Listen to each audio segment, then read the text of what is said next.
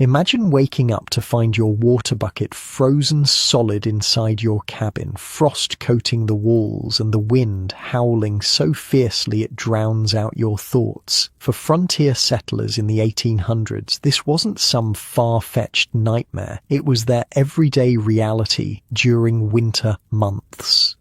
In this frozen battlefield where temperatures could plummet to 40 below zero, ordinary men and women developed extraordinary methods to stay alive.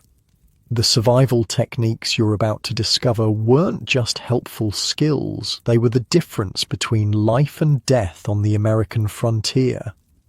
Before we start, likes and subscribes help me keep making these. Where are you listening from? Drop your city and time in the comments. I'm always reading them thinking, wait, people in New Zealand listen to history stories to sleep? Okay, tonight it's the brutal winters of the American frontier, but hold on. Get cozy, like actually cozy. Pillows good? Blanket situation handled? Perfect. Trust me on this one.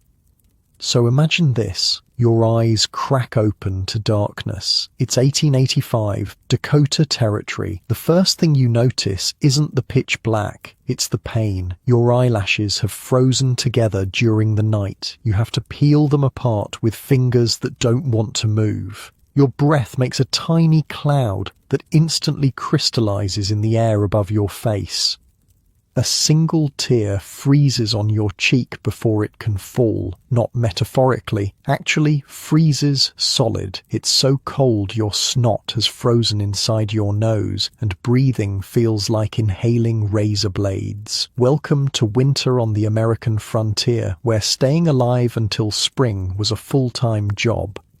You're lying under every piece of fabric your family owns, quilts, coats, dress clothes, even grain sacks, and you're still cold. So cold your bones ache from the inside. The temperature outside is somewhere around 40 degrees below zero, and your little cabin might as well be made of paper.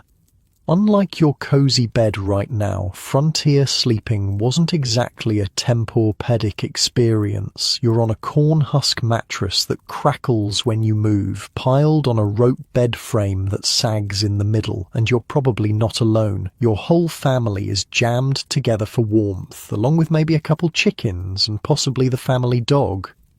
You know what? I spent 3 months digging through frontier diaries for this story, and these accounts gave me actual nightmares. We think we know cold. We don't know cold. Not like they did. Ma, the water bucket's frozen solid again, your sister whispers from the floor where she sleeps. Shush, child. We'll deal with it when there's light, your mother answers. In your head, you're thinking, light won't make the bucket any less frozen, but you stay quiet because warmth is too precious to waste on unnecessary words. The American frontier in winter was a place where death lurked in everything. The air could kill you. The distance between buildings could kill you. Even your own sweat could kill you if it soaked your clothes and then froze. And people died all the time, hundreds of them, every winter. Remember that teacher I mentioned? Her name was Minnie Freeman. When the children's blizzard hit in January 1888, she was teaching in a one-room schoolhouse in Nebraska. The storm came out of nowhere. Temperatures dropped 40 degrees in a matter of hours. The schoolhouse roof blew clean off. So she tied her students together with rope and led them through a whiteout to safety. Well, most of them. I mean, Minnie was the success story. The newspapers called her the Fearless Maid because across the region, more than 235 people died in that storm. Many were children trying to get home from school. Wait, you're thinking, people knew blizzards existed, right? Why were they caught off guard? That's the thing. The morning of January 12th was unusually warm, like spring jacket weather. Kids went to school in light clothes. Farmers headed to town without heavy coats. Then around midday, people described hearing a roaring sound, like a freight train. The sky turned from blue to black in minutes. The temperature plummeted, and then the snow came sideways on hurricane winds. Carl Salty, a Norwegian teenager in Minnesota, remembered, "I was caught out in the open. Suddenly I couldn't see. The snow was like needles in my face. I stumbled and fell, and for a moment thought, this is where I die." But before we get to the disasters, we need to understand how frontier families prepared for winter, because preparation wasn't just important, it was everything, the difference between life and death. Imagine your survival depending entirely on what you manage to store up before the first snow. No grocery stores, no Amazon delivery, no running to Walmart for emergency supplies, just you, your family, and whatever you manage to squirrel away during the growing season. By late September, the entire household was in full winter prep mode. Every family member had a job. Kids as young as 5 or 6 were put to work gathering fuel, helping preserve food, stuffing cracks in walls with anything that might keep out the wind. "We never stopped working," recalled James Eastman, who grew up in Nebraska in the 1880s. "From sunup to sundown, it was prepare, prepare, prepare. My mother had this look in her eye all through autumn, this fear. I didn't understand it until I was older. She was counting supplies against days, wondering if we'd make it." One of the most critical preparations was fuel gathering. Wood was scarce on the open prairie, so what did they burn instead? Buffalo chips? Yes, that's exactly what it sounds like. Dried bison dung. By the 1880s, the great buffalo herds were mostly gone, but their droppings remained scattered across the plains. Families would spend days collecting these chips, stacking them in huge piles next to their homes. Kids were sent out with baskets and wagons to gather as many as possible, and it wasn't just buffalo. Cow chips worked too. Twisted prairie grass, sunflower stalks, corn cobs, anything that would burn. Sarah Hattersley, writing in her journal in 1879, "I never thought I would find myself grateful for animal waste. Today I spent 6 hours gathering chips. My back is broken, my hands raw, but the pile is good. It might see us through January if we're careful." And you're probably thinking, gross, they burned poop for heat? Well, here's the weird thing. Buffalo chips actually burned hot, clean, and nearly odorless. The fiber content made them perfect fuel. A good buffalo chip fire could keep a small cabin above freezing, even when it was 30 below outside. Not that above freezing was comfortable. Most frontier families lived in a state of constant low-grade discomfort all winter, never quite warm enough, never dry enough, never with enough light or good air. You're probably warm right now, right? Maybe even a little too warm under that blanket. Imagine months, literal months, without ever feeling truly warm. From November to April, your body never quite stops shivering. Your fingers never fully regain feeling. The cold settles into your bones like an unwelcome houseguest who won't leave. The first real test of winter preparedness usually came in November with the first killing frost. That's when you'd discover just how well you'd sealed your cabin, just how much fuel you'd managed to gather, just how many of your food stores had been ruined by rodents or mold.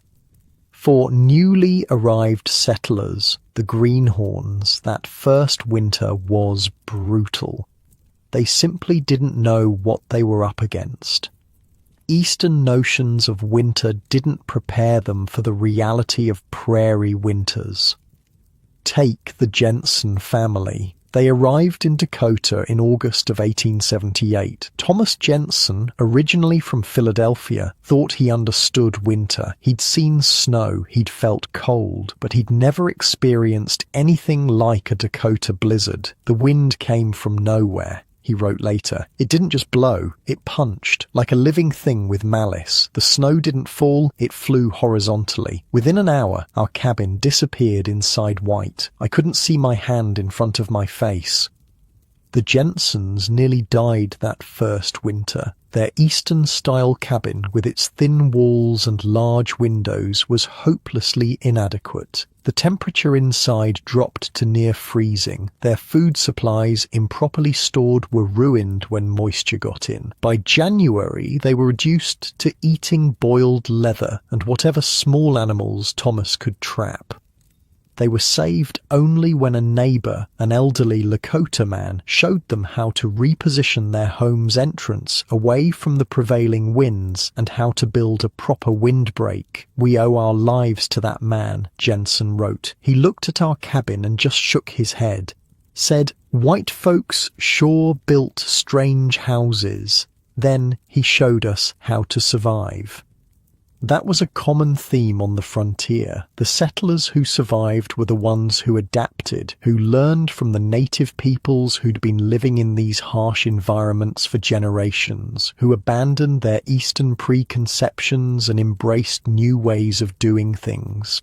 The most successful frontier families developed what we might call integrated survival systems. Everything worked together: their homes, their clothing, their food storage, their daily routines, all designed with one purpose: staying alive until spring.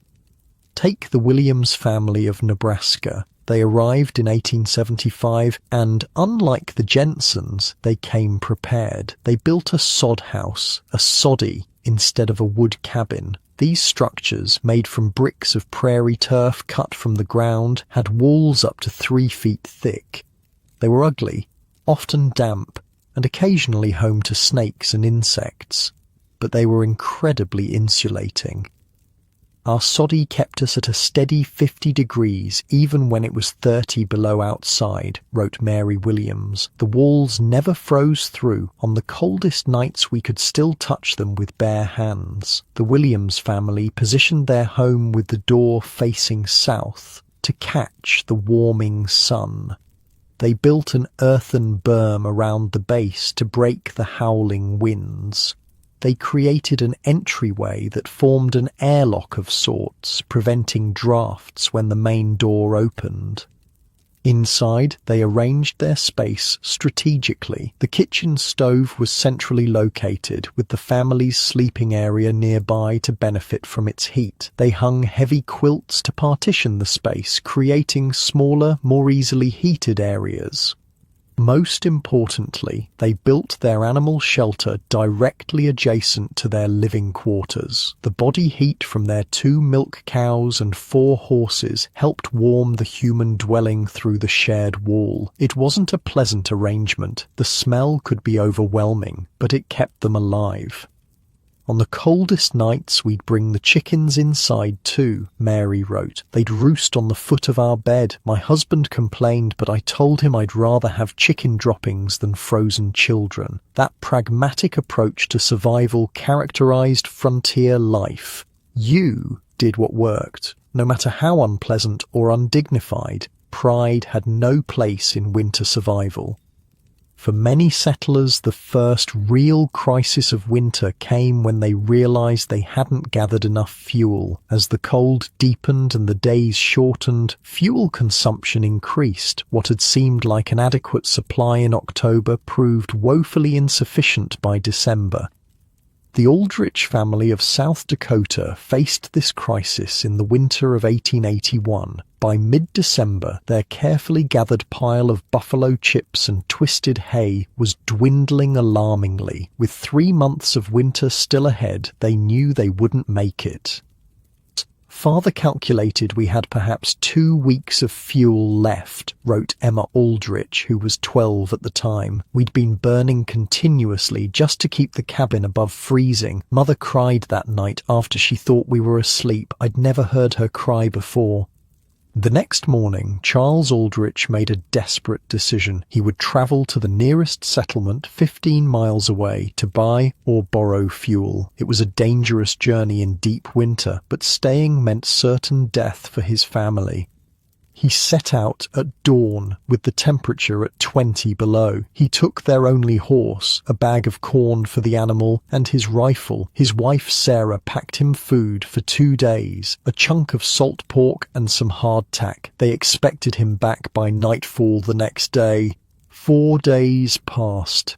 No sign of Charles. "We burned the last of our fuel on the 4th night," Emma wrote. "Mother took the table apart and fed it to the stove. Then the chairs, we huddled together in one bed, fully dressed with every blanket and piece of clothing we owned piled on top of us." On the 5th day, with the temperature inside the cabin dropping below freezing, Sarah Aldrich made her own desperate choice. She sent Emma and her younger brother to the closest neighbour, 3 miles away. The children set out into the brutal cold, following their mother's careful directions. "Stay on the trail," she told them. "If you get lost, you'll die. If you get tired, you'll die. Keep moving no matter what." Emma and her 7-year-old brother Thomas walked for nearly 2 hours through knee-deep snow. Emma carried Thomas on her back when he couldn't go any further. By the time they reached the neighbour's soddy, Emma's face was severely frostbitten and Thomas was semi-conscious. The neighbours, the Petersons, immediately hitched their team and headed for the Aldrich cabin. They found Sarah curled around her infant son, both nearly frozen. They bundled mother and baby onto the wagon and brought them back to their own home. Charles Aldrich returned 3 days later. He'd been caught in a sudden blizzard and forced to shelter in a ravine for 2 days. He'd managed to acquire a sled load of wood from the settlement, hauling it 15 miles through deep snow. He arrived at his cabin to find it abandoned and cold as a tomb. Frantic, he followed the trail to the Petersons' home, where he found his family alive, but not unscathed. Emma lost 3 fingers to frostbite. Sarah's feet were severely damaged. The baby, miraculously, was unharmed. The Aldriches never again risked running low on fuel. In subsequent years, they gathered enough to last twice as long as the expected winter, storing the excess for emergencies or to help neighbours in need. That kind of harsh lesson was common on the frontier. The environment allowed no margin for error, no room for learning curves. Mistakes were paid for in fingers, toes, or lives. Yet somehow people adapted. They survived. They developed systems and techniques that allowed them to endure conditions we can hardly imagine today. As you lie there in your comfortable bed, the temperature perfectly controlled, the wind and cold kept safely at bay, it's worth remembering those who came before, those who faced winter not as an inconvenience, but as an existential threat, those who measured their lives in cords of wood, pounds of food and inches of wall thickness. They remind us of just how tenuous our hold on survival really is, and how quickly the line between comfort and catastrophe can disappear. The sun's coming up now over that Dakota soddy. In the grey winter light, the family stirs from their shared bed. Another day of survival begins. The water bucket is indeed frozen solid. The fire needs rekindling. Breakfast will be sparse. A bit of cornmeal mush, maybe some dried apple if they're lucky. And outside, the wind picks up again, carrying the promise of another storm. Another test of preparation, ingenuity, and sheer stubborn will to live.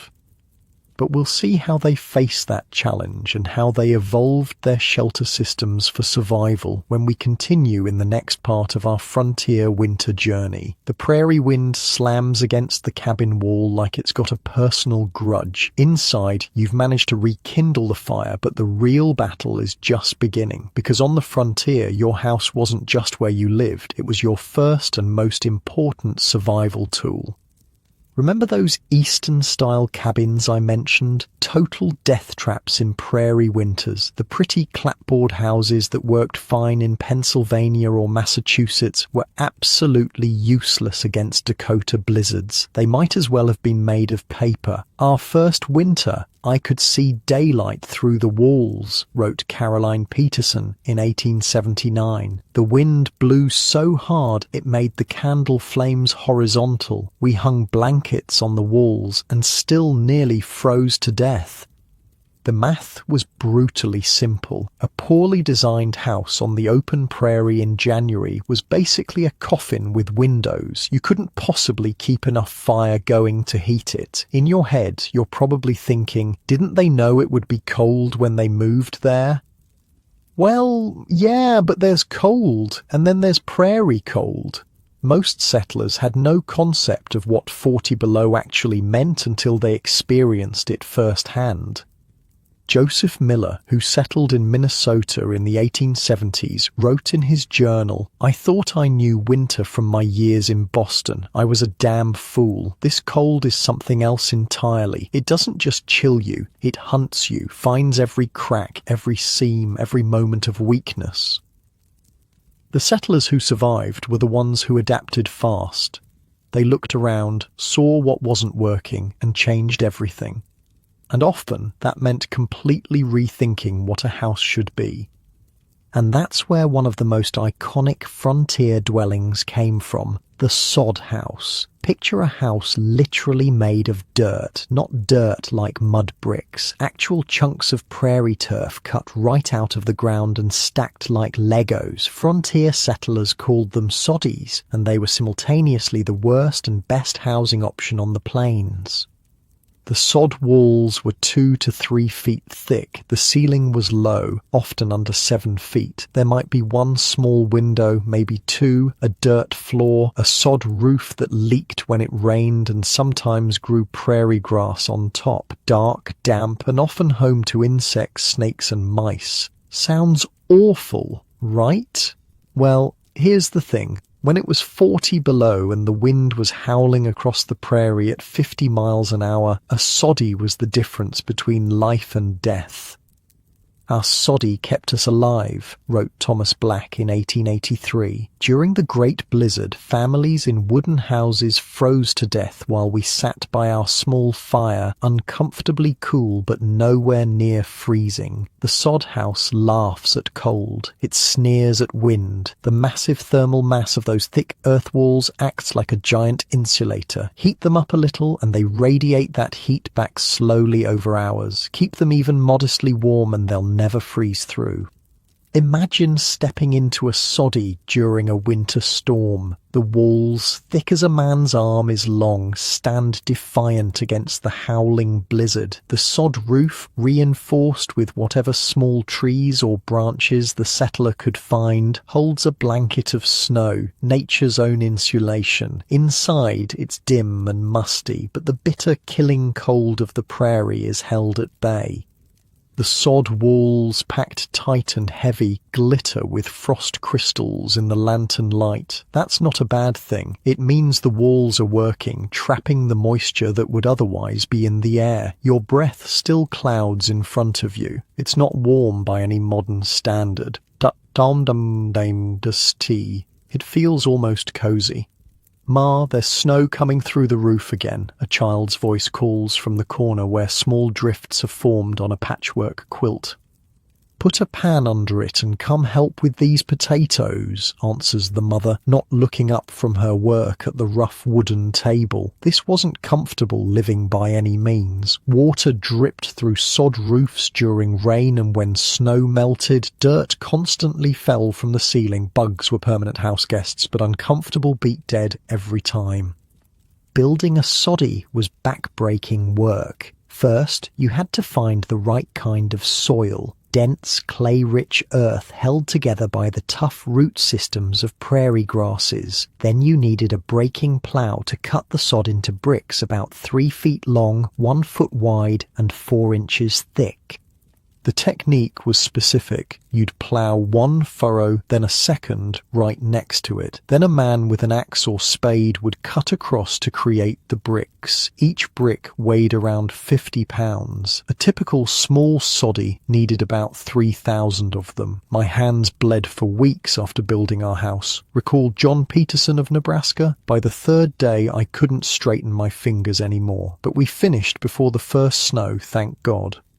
The bricks were laid grass side down, overlapping like masonry, with the roots binding the structure together. Each layer was offset from the one below to create stability. The door frame, usually the only wood in the entire structure, was set in place as the walls rose. A good soddy took about a week to build, with several people working. A desperate family could throw one up in 3 days if the weather was turning. Once built, a soddy could last for years with proper maintenance. Some families lived in them for a decade or more. Others used them as temporary shelters while they established farms and eventually built more conventional wooden homes when railroads made lumber more available.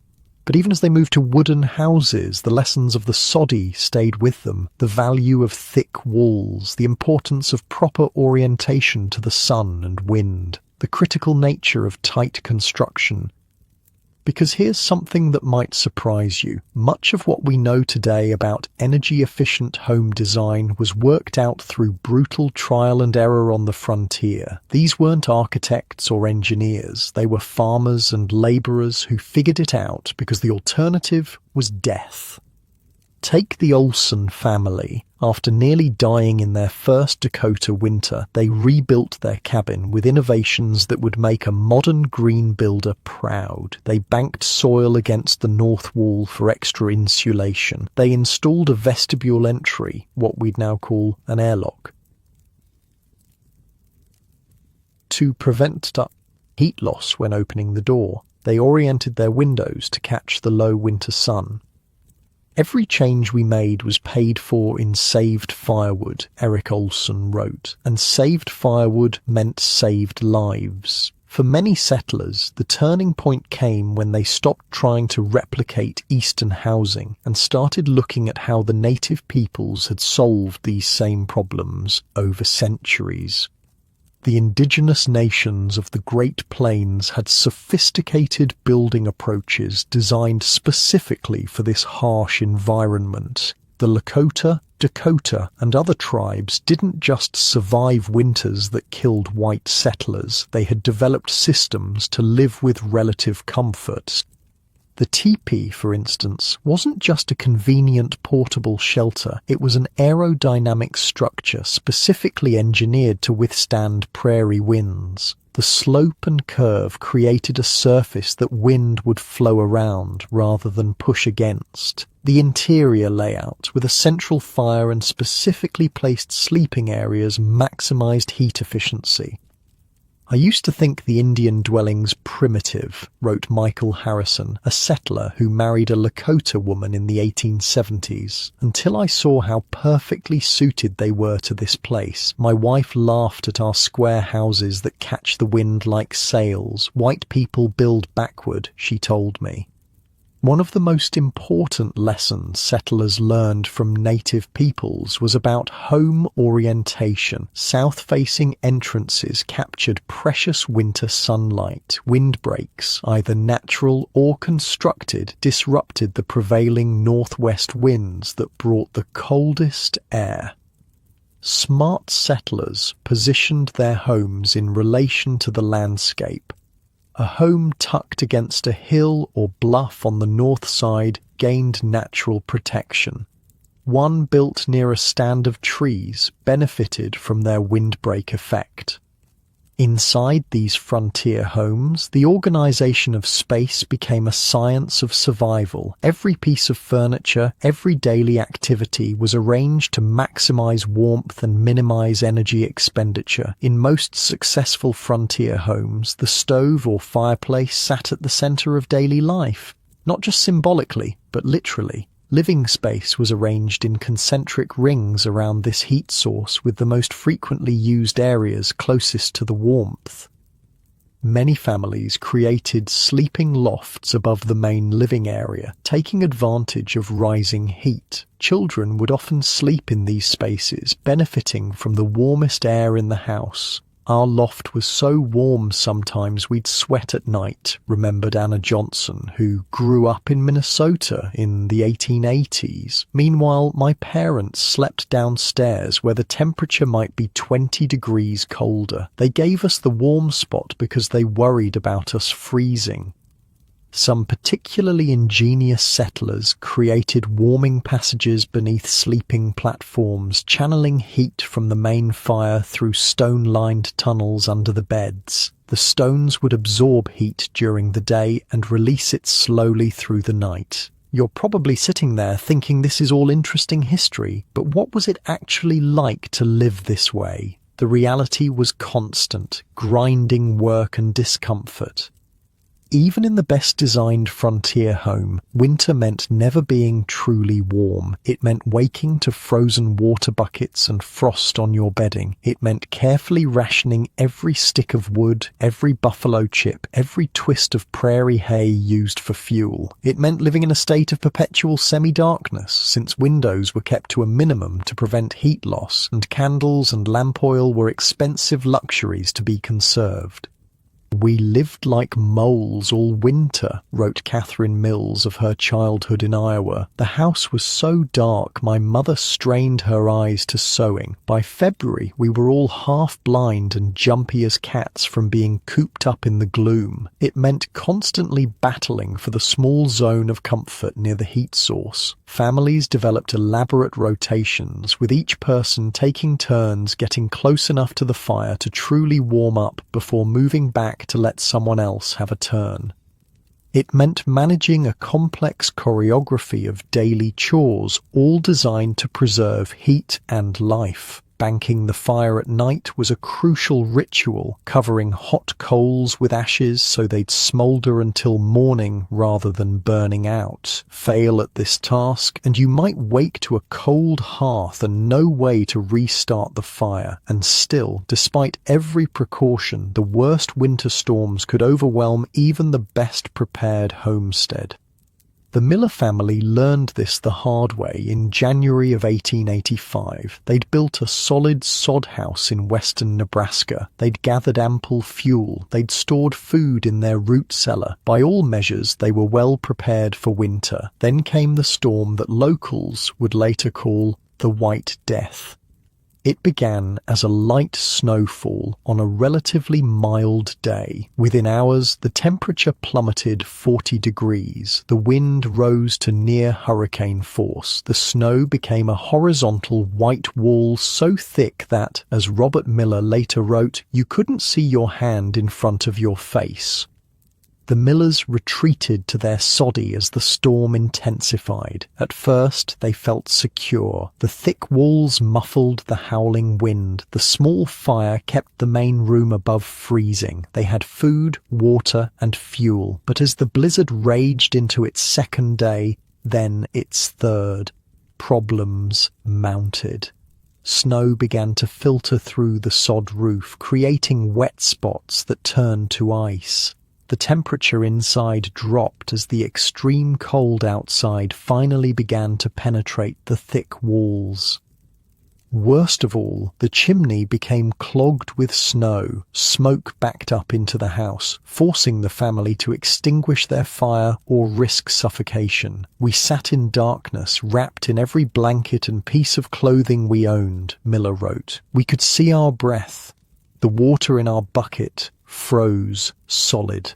My wife held our baby inside her coat, against her skin, to keep the child from freezing."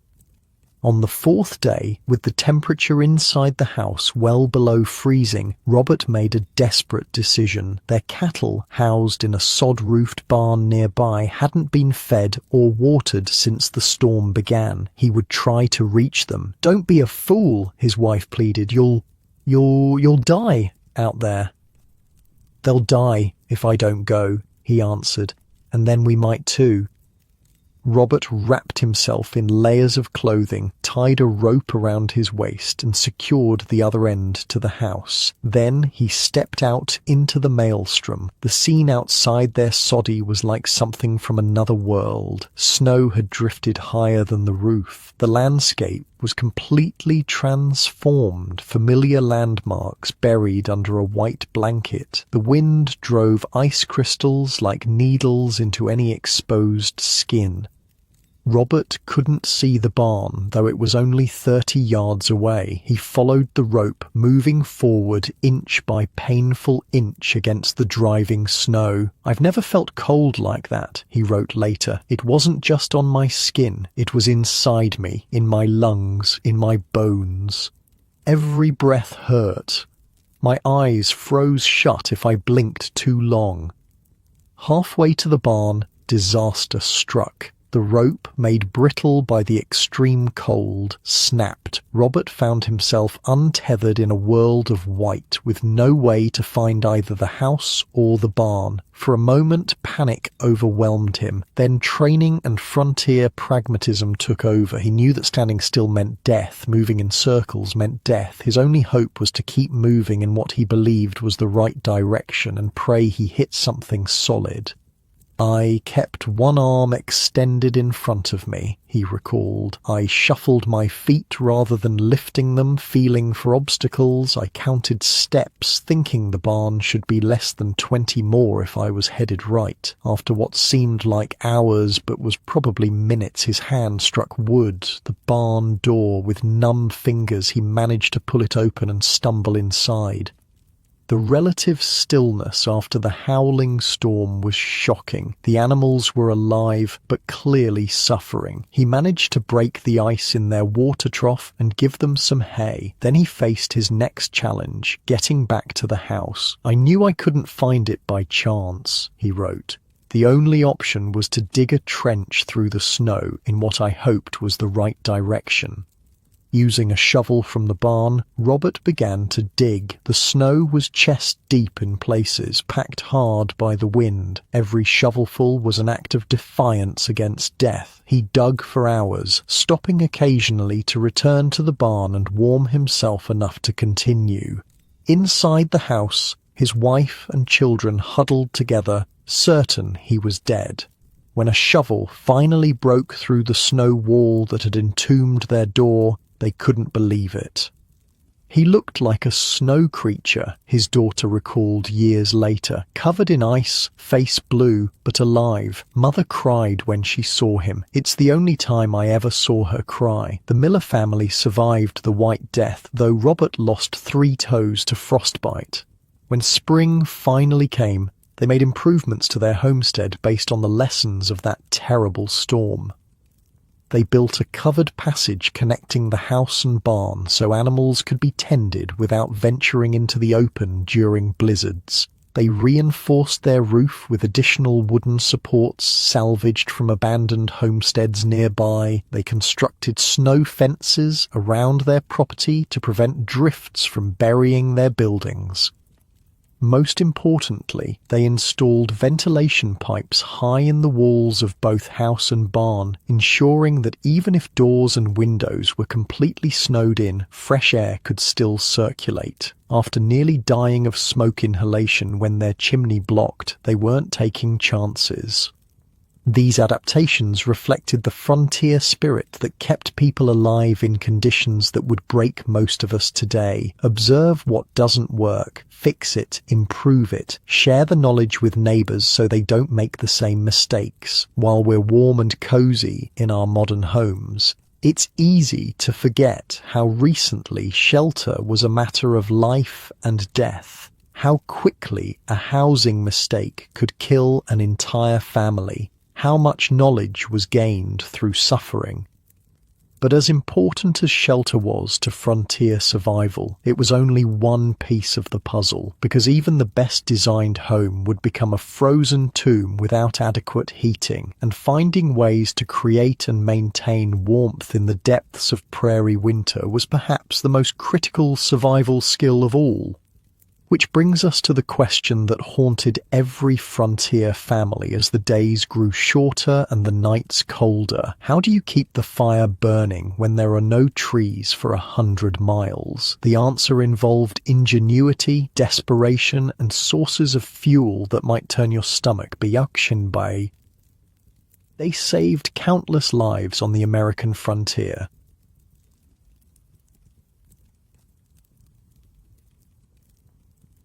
A good shelter could save your life on the frontier, but without heat it was just a prettier place to die. The battle against cold wasn't just about having walls, it was about creating and maintaining fire against impossible odds. Picture yourself standing on the open prairie in 1880.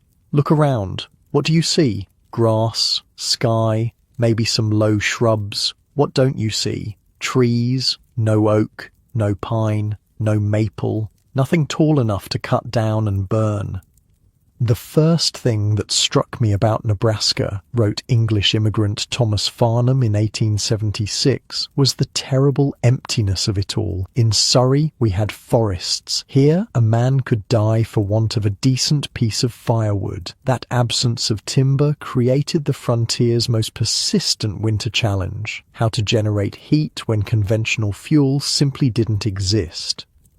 The potbelly stove became the beating heart of every frontier home, a cast-iron lifesaver that could burn almost anything combustible. Unlike open fireplaces that sent most heat up the chimney, these stoves radiated warmth in all directions while using fuel efficiently.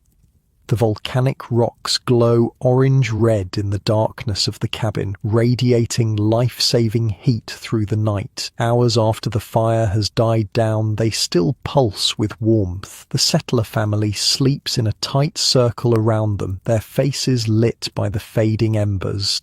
My father would heat these rocks in the morning fire, recalled Sarah Johnson, who grew up in Minnesota in the 1870s, then wrap them in cloth and place them in our beds before night time. On the worst nights, we'd sleep with heated rocks at our feet and more tucked against our backs. Sometimes it was the only warmth we had.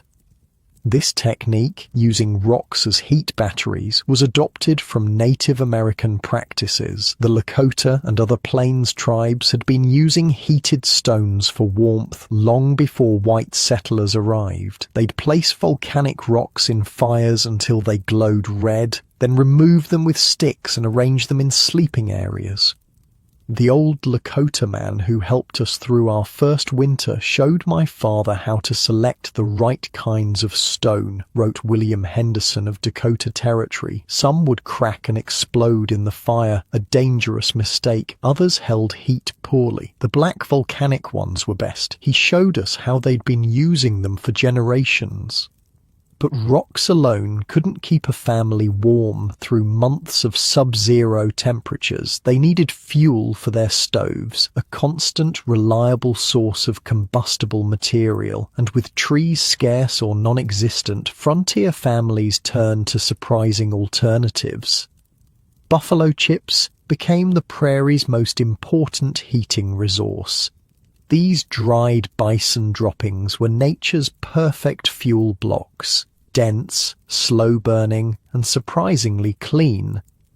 The first time my husband brought home a wagon load of buffalo dung, I nearly left him, wrote Caroline Peterson. I was a Boston girl. The idea of burning animal waste in our home was beyond barbaric. By January, I was out gathering chips myself, grateful for everyone I found. A single buffalo chip could burn for nearly an hour, generating significant heat with minimal smoke. Families would spend days collecting them, creating giant stacks beside their homes. Children were sent out with baskets and sleds to gather as many as possible before snow covered the prairie.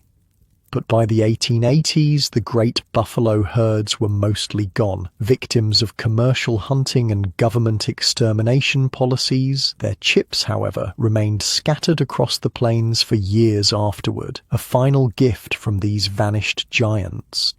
As buffalo chips became scarcer, settlers adapted. Cow chips worked too, though they didn't burn quite as hot or clean. Twisted prairie grass, bundles of long grass tied in knots, became another common fuel. So did corn cobs, sunflower stalks, and twisted hay. "We burned anything that would catch a flame," James Eastman recalled. "Cow dung, hay, old clothes, broken furniture. By February, nothing was too precious to feed to the stove if it meant another hour of warmth." Some settlers developed specialized tools for creating fuel. The hay press allowed families to compress loose hay into tight blocks that burned longer and hotter. Others built molds for mixing straw with mud or manure to create burnable bricks that would smolder for hours. The Germans from Russia, ethnic Germans who had lived in Russia before immigrating to America, brought with them a specialized technique. They mixed manure with straw, had horses trample it to compact it, then cut it into blocks that were dried in the sun. These fuel blocks burned hotter and longer than simple dried dung. "My grandmother would die before she'd admit to burning shit in her stove," laughed Henry Mueller, recounting his childhood in a German-Russian settlement in Nebraska. "She called them prairie blocks or fuel bricks, but us kids knew what they were made of. Still, they kept us alive, so who cares what you called them?" In areas near the Missouri River and its tributaries, lignite coal could sometimes be found exposed in cut banks. This soft brown coal wasn't as efficient as the anthracite used back east, but it was infinitely better than nothing. Families would travel days to dig it out hillsides, filling wagons with the precious fuel. The search for fuel dominated winter life. Every day began and ended with calculations. How much fuel remained? How long would it last? How cold was the coming night expected to be? How much could be burned while still leaving enough for tomorrow? "I still dream about it," wrote Mary Williams in 1903, decades after leaving the frontier. "That constant gnawing worry, counting pieces of fuel like a miser counts gold, waking in the night to check the stove to make sure it hadn't gone out, the terrible decision of whether to keep the fire going or save fuel for tomorrow, those choices haunted me." For many families, the fear of running out led to elaborate rationing systems. Each day's fuel was precisely measured out. Morning and evening might see a good fire, while during midday, when everyone was active and moving around, the flame would be allowed to die down to embers. "Mother allowed 3 buffalo chips for breakfast cooking," remembered Thomas Black. 2 at midday, 4 at night, never more, no matter how cold it got. We'd sit with our hands practically in the stove, trying to steal every bit of heat before it escaped up the chimney. This careful management of fuel led to specialized heating techniques designed to maximize warmth while minimizing consumption. Banking the coals became a critical nightly ritual. Instead of letting the fire burn out completely, settlers would cover hot embers with a layer of ashes, creating an insulating blanket that kept them smoldering through the night.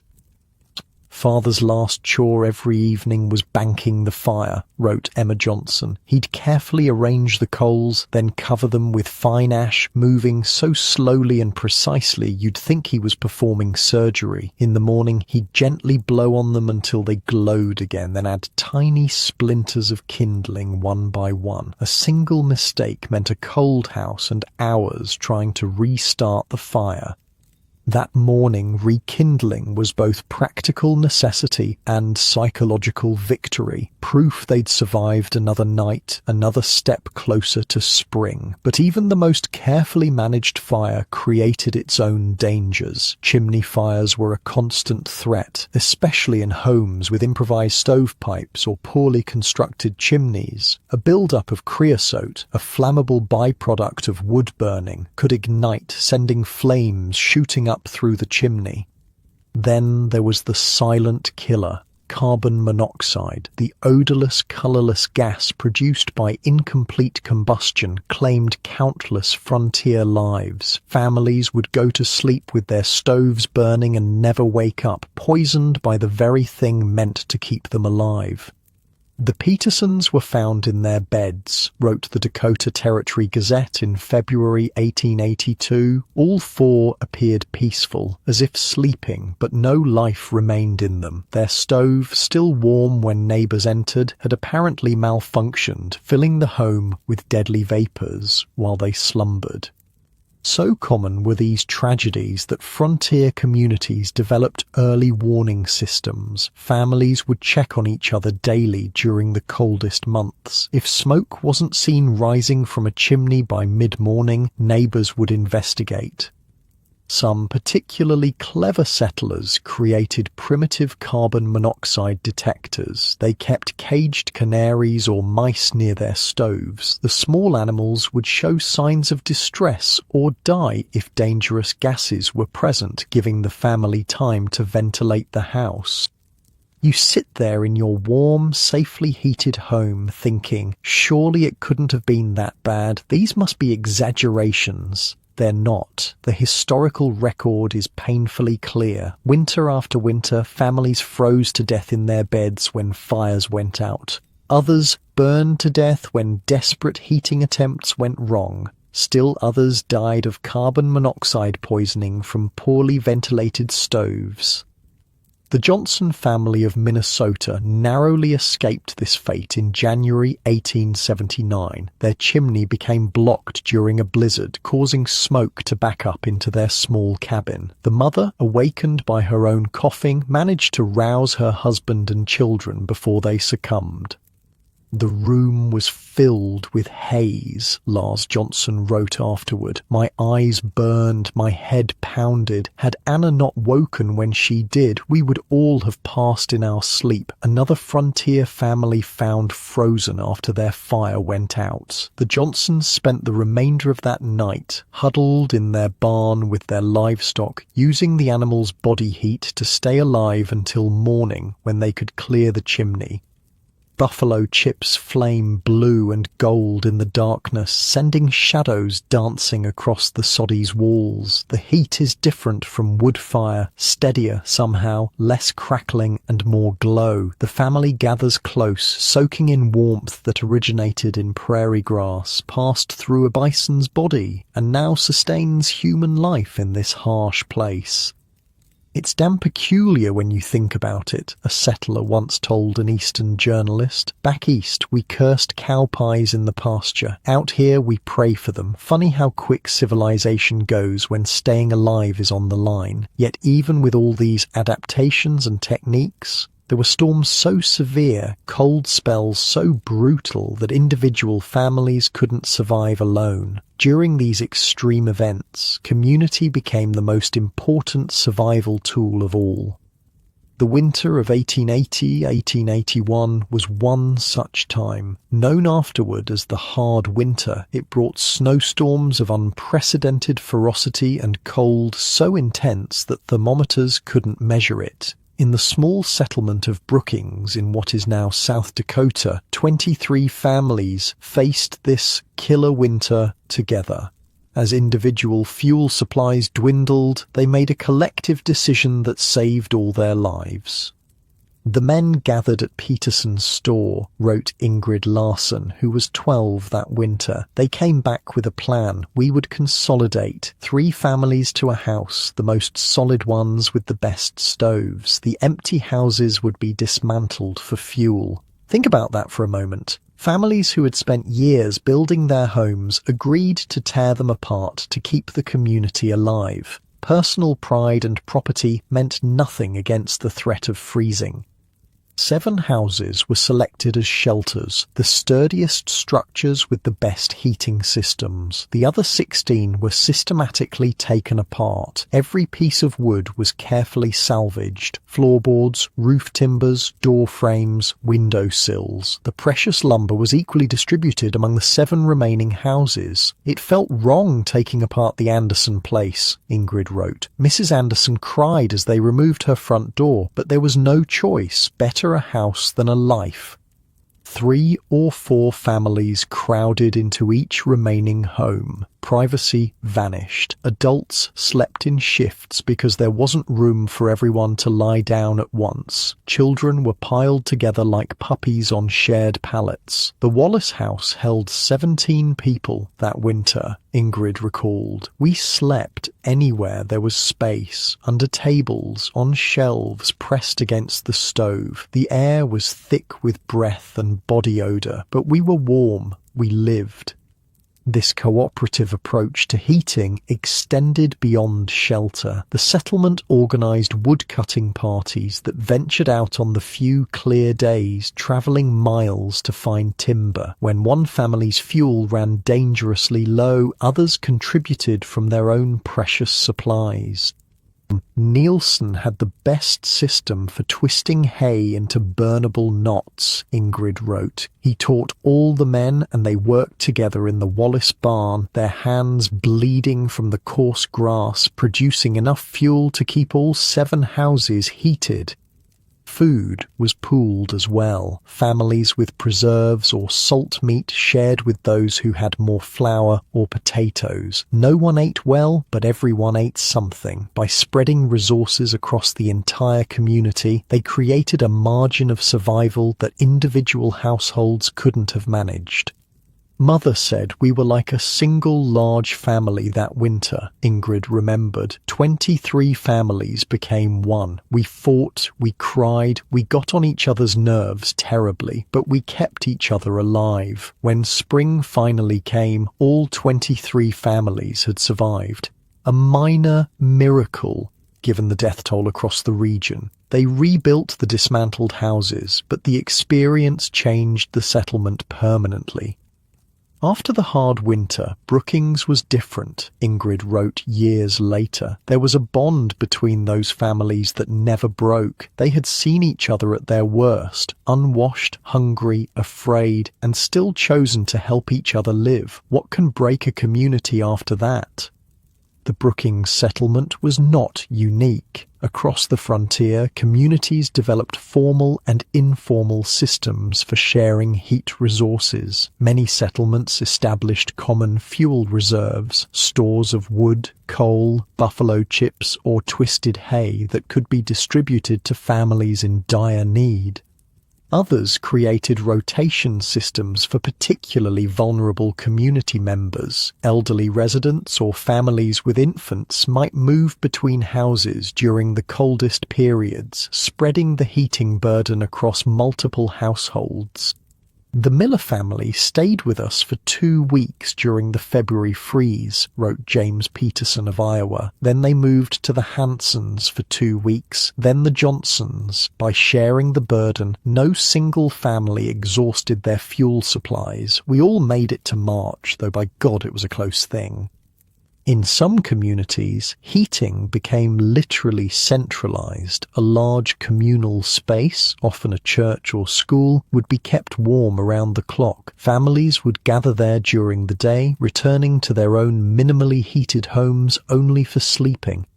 We spent every day that January in the meeting house, recalled Thomas King of his childhood in Nebraska. Each family brought what fuel they could spare. The men took turns feeding the stove. Women cooked in shifts on the same fire. At night, the oldest and youngest stayed there while the rest went home to cold houses and piled under quilts until morning.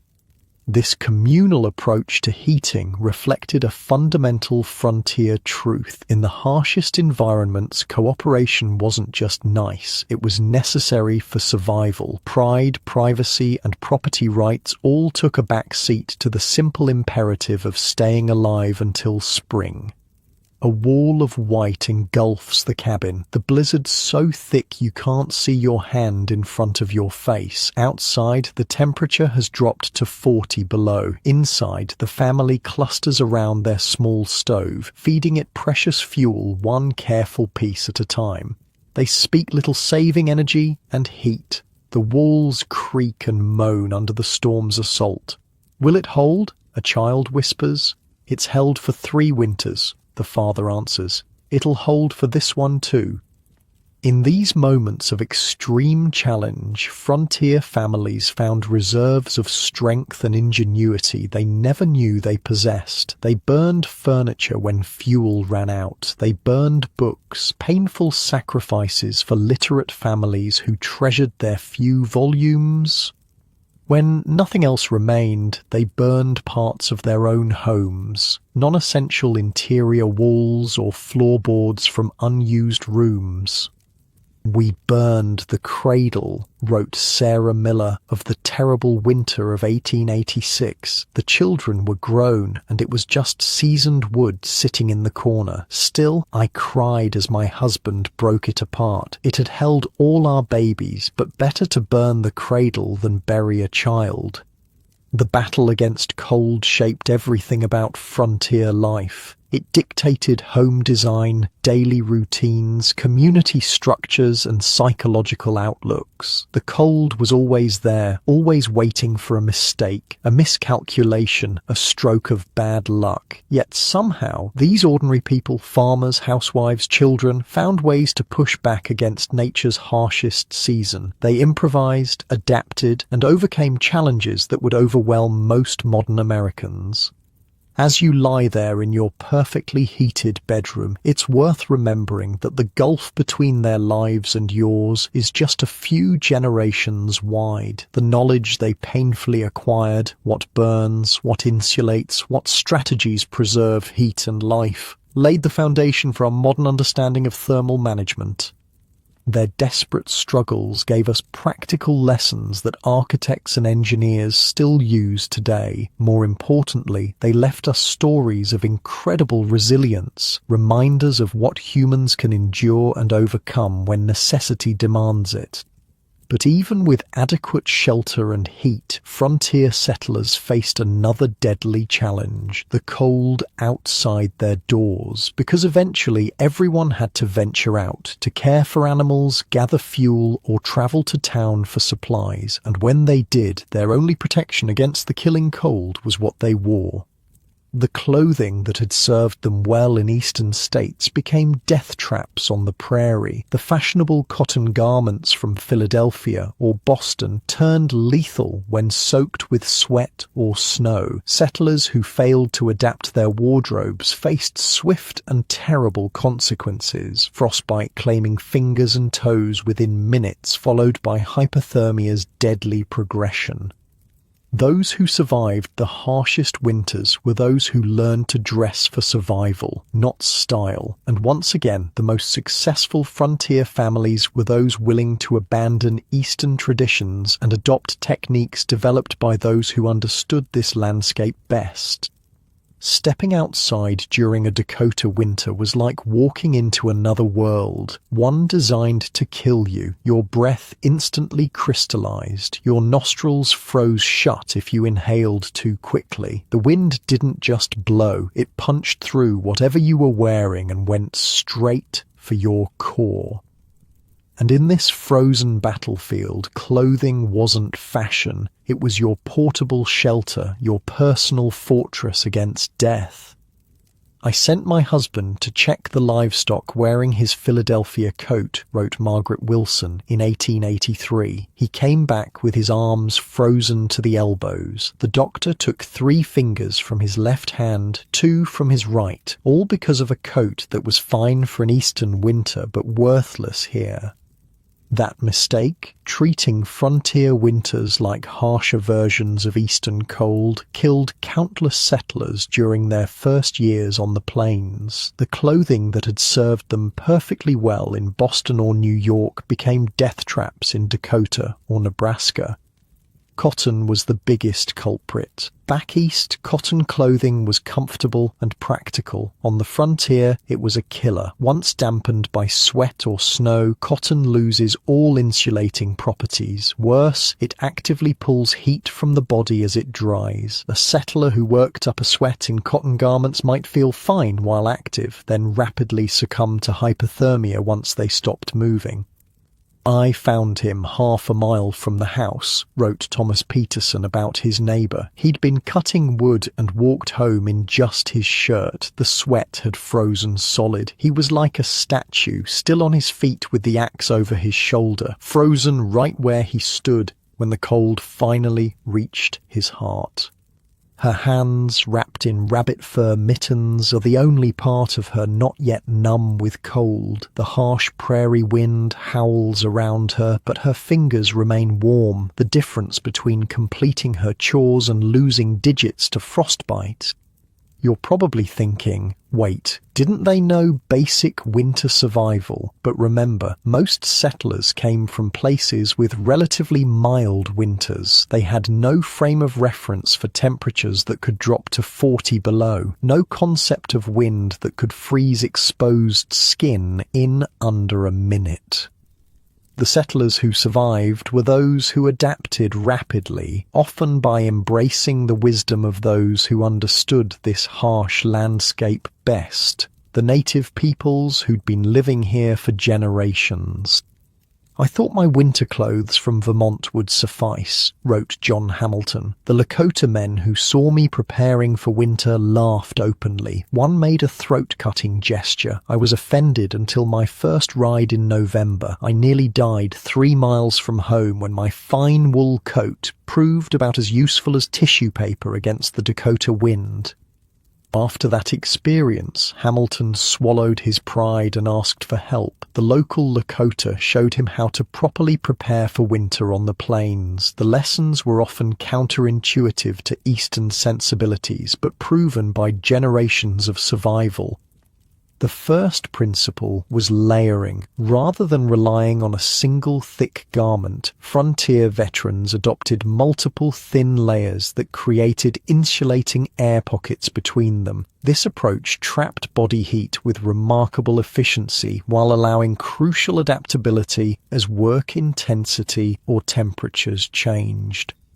"The old trapper showed me to wear 3 thin shirts instead of 1 thick one," wrote Michael Donovan. "Said the spaces between them held heat better than solid cloth. Thought he was pulling my leg until I tried it. Difference between night and day. As activity intensified and body temperature rose, layers could be removed to prevent sweating, then added back when activity ceased. This prevented the deadly cooling effect of wet clothes against skin."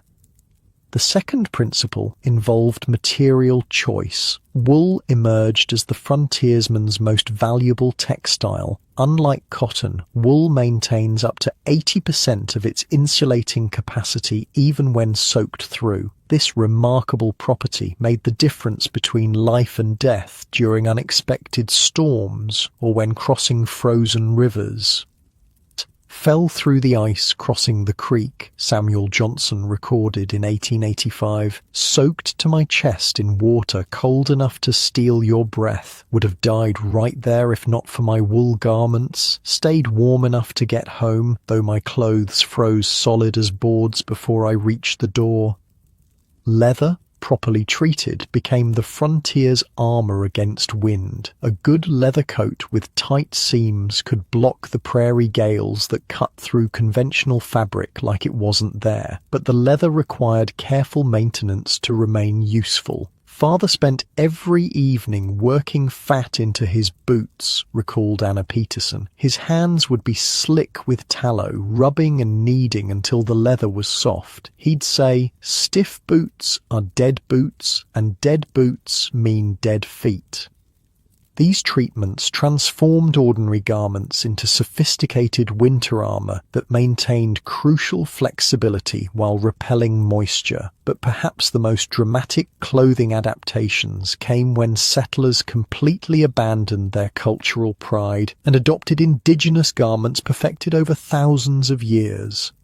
Native American moccasins lined with rabbit fur provided insulation far superior to European-style boots. They allowed critical feeling and flexion that prevented trips and falls, a major cause of winter deaths when the injured couldn't get back to shelter.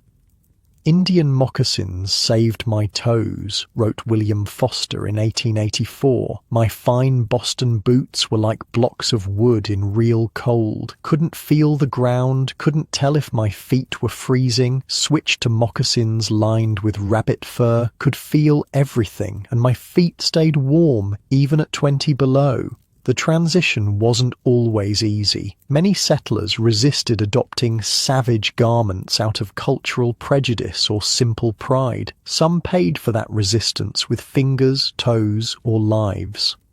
Henderson refused to wear Injun boots, as he called them, wrote Thomas Black about his neighbour, said no civilized man would be caught dead in such things. Ironic choice of words, as it turned out. They found him frozen in a drift that spring. His fancy leather boots still looked nice, though his feet inside them were black with frostbite.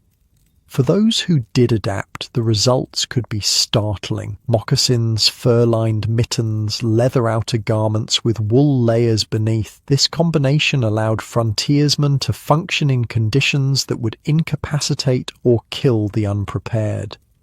The leather is so frozen it stands upright on its own, like some grotesque sculpture. The farmer's boots, left outside the cabin overnight by mistake, have transformed into wood-hard containers that cannot be worn until warmed by the fire. A simple error that could cost toes or a life if there's urgent work waiting outside.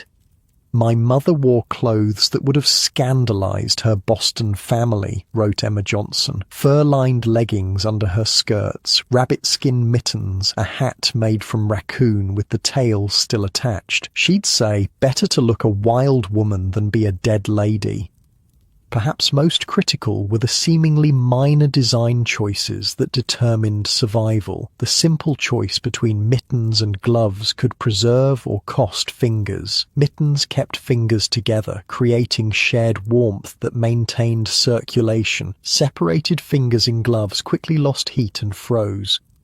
Lost 2 fingers my first winter, recalled John Peterson. Wore my fine leather gloves to fix the barn door. Would have kept all my digits if I'd used mittens like my wife suggested. She never let me forget it either. Even the arrangement of garments followed specific strategies. Outer layers were often left loose to trap additional air for insulation. Layers were carefully overlapped to prevent wind from finding gaps. Scarves were wrapped in complex patterns that protected the face while still allowing breath to escape without freezing the covering.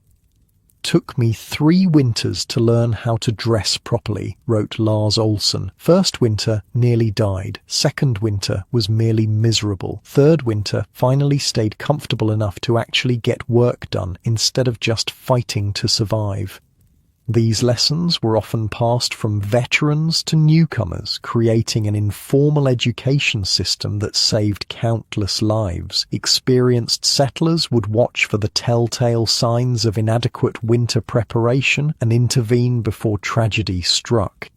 The Miller family arrived in October with cotton coats and thin gloves, wrote Sarah Peterson. Johnson rode over same day and brought them 3 sheep worth of wool and a pile of rabbit skins. Start sewing, he told them, or start planning funerals.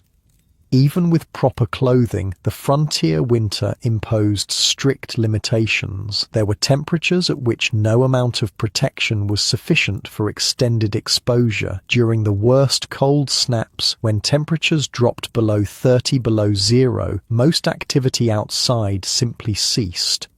3 days we've been trapped inside, reads a diary entry from February 1882. The cold is something from hell itself. Spit freezes before it hits the ground. We've nailed blankets over the windows and stuffed rags in every crack. The animals will have to fend for themselves until it breaks. During these killing cold periods, necessary outdoor chores were planned with military precision. Multiple layers were donned, paths were pre-cleared, tasks were rehearsed mentally to minimize time exposed. Father would count the steps to the barn, remembered Thomas Johnson. Knew exactly how long it would take, exactly what needed doing. He'd dress for 20 minutes to be outside for 10. There was no margin for error when the air itself seemed eager to freeze your lungs. Even routine trips became survival exercises during winter storms. The journey to town for supplies, a simple half-day excursion in summer, transformed into a life-or-death gamble in winter months. The Wallace family learned this lesson in the harshest possible way in January 1878. Charles Wallace, an experienced frontiersman who'd lived in Minnesota for 5 years, set out for the trading post 10 miles away. The morning was clear and relatively mild, only about 10 below zero, with moderate wind. Charles knew the dangers, his wife Mary wrote afterward. He took every precaution: wool layers, fur-lined moccasins, face wrap, mittens, food and extra blankets in the wagon, though he expected to return the same day.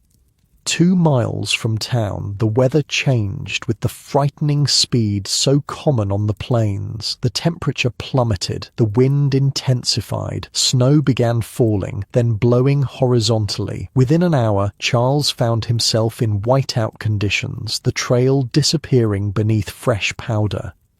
"I almost turned back when the storm hit," he wrote in his own account. "Should have, but I was closer to town than home by then, and we needed the supplies badly, thought I could make it. Foolish pride." As visibility dropped to near zero, Charles lost the trail. His wagon became stuck in a drift. The horse, panicking in the intensifying storm, broke free and ran off, disappearing into the white void. Alone, with the temperature dropping by the minute, Charles faced a classic frontier survival decision: stay with the shelter of his wagon or try to walk to safety. Both choices carried deadly risks. "I knew the statistics," he wrote. "Men who left their wagons were usually found frozen within 100 yards. Men who stayed often survived if properly dressed, but without the horse, I had no way to free the wagon when the storm passed, and it might last days."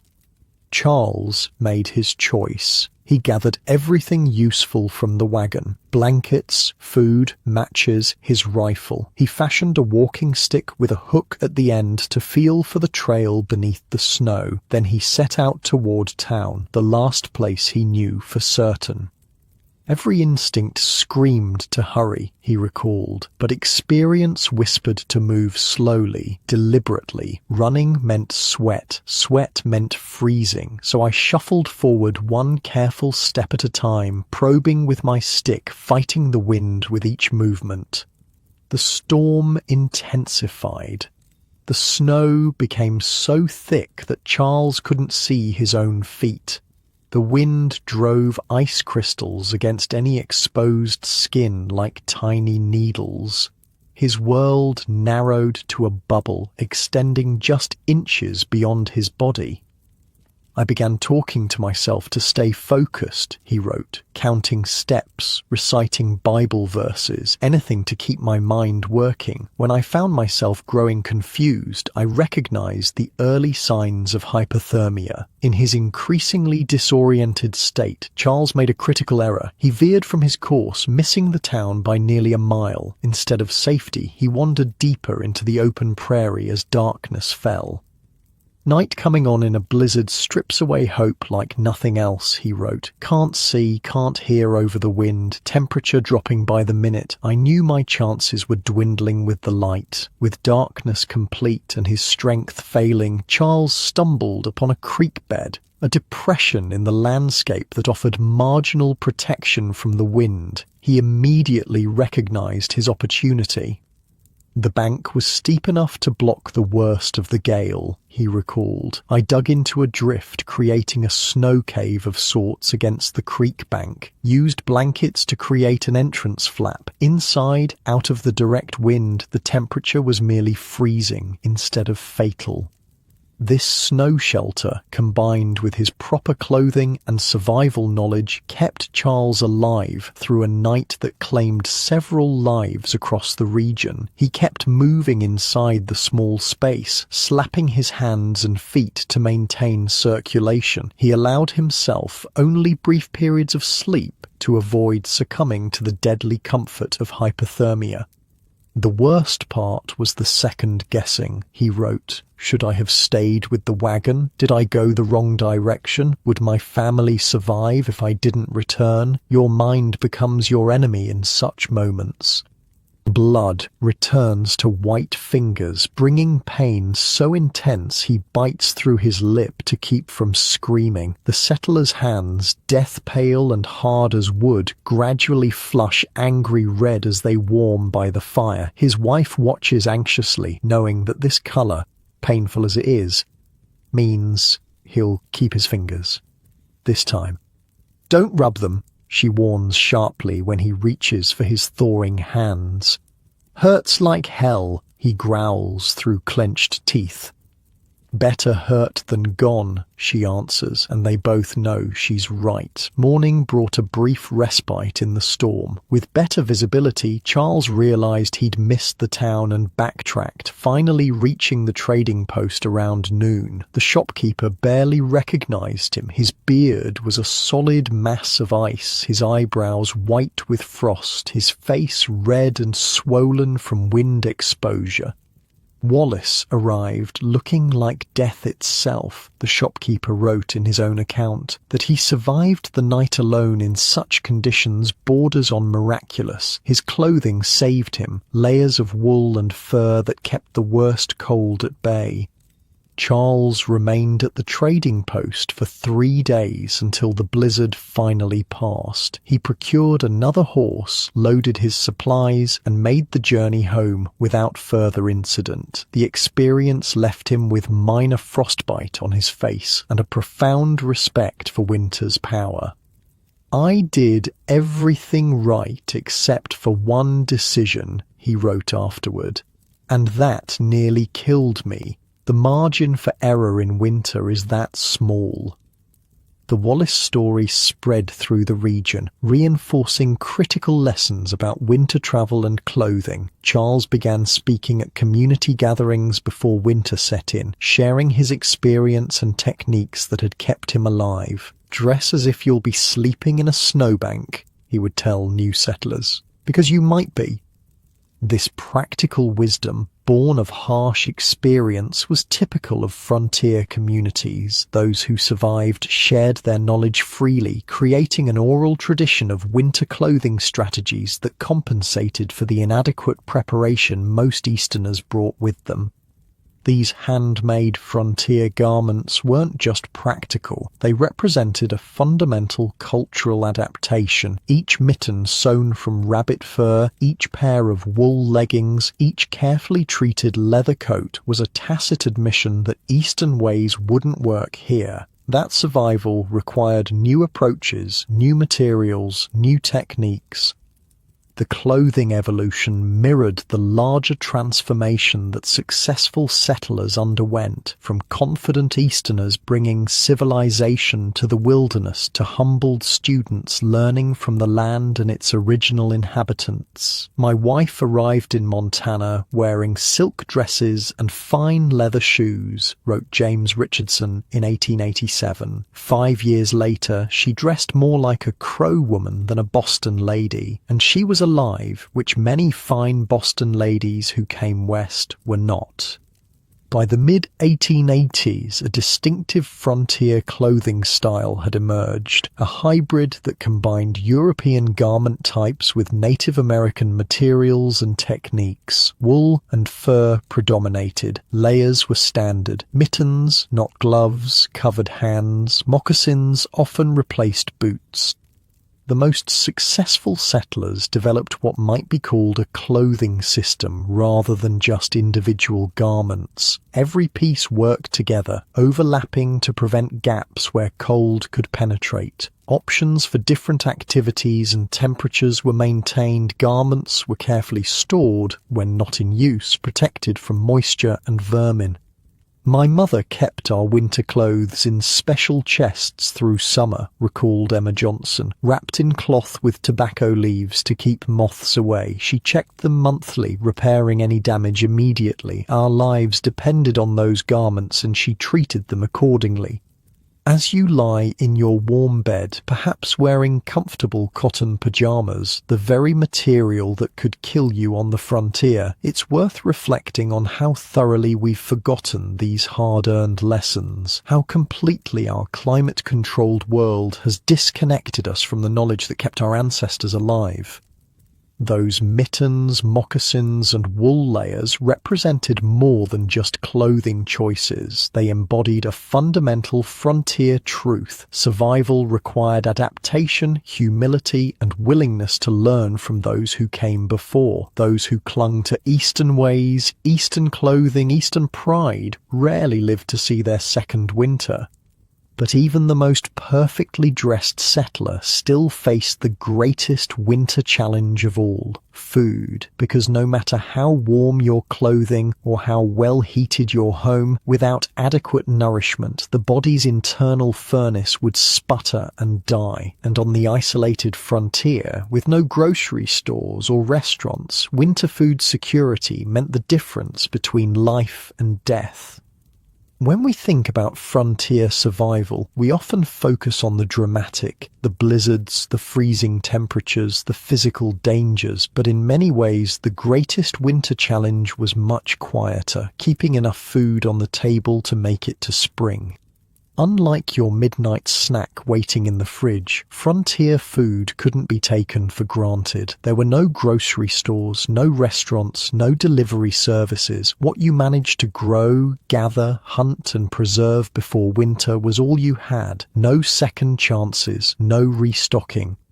The root cellar's earthy darkness cradles what remains of their winter stores. 3 potatoes and a wizened turnip. The woman holds the lantern higher, its light revealing empty shelves where food should be. February has barely begun, and already they're facing the abyss. "Our first winter, we ate bark soup by March," wrote Caroline Peterson of her family's experience in Minnesota. "Boiled tree bark with a handful of flour and whatever dried herbs remained. Tasted like despair, but it kept us breathing." Underground beneath many frontier homes lay the first line of defense against starvation. Root cellars functioned as life insurance policies dug into the earth, where temperatures remained just above freezing regardless of the brutal conditions above.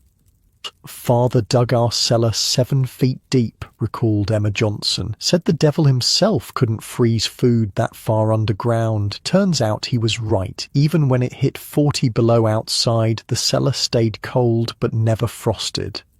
These subterranean vaults preserved vegetables through the darkest months, providing crucial nutrition when the body needed it most. Potatoes, carrots, turnips, beets, anything that could be stored without spoiling was carefully arranged on shelves or in barrels filled with sand. The engineering was remarkably sophisticated for seemingly simple structures. The best root cellars had ventilation systems that could be adjusted based on outside conditions. Too cold? Close the vents to trap Earth's natural warmth. Too warm? Open them to allow cool air circulation. "Our cellar had little wooden channels built into the walls," Thomas Black wrote. "Father could open or close them from inside the house. Said it was like having a primitive refrigerator, only it ran on common sense instead of electricity."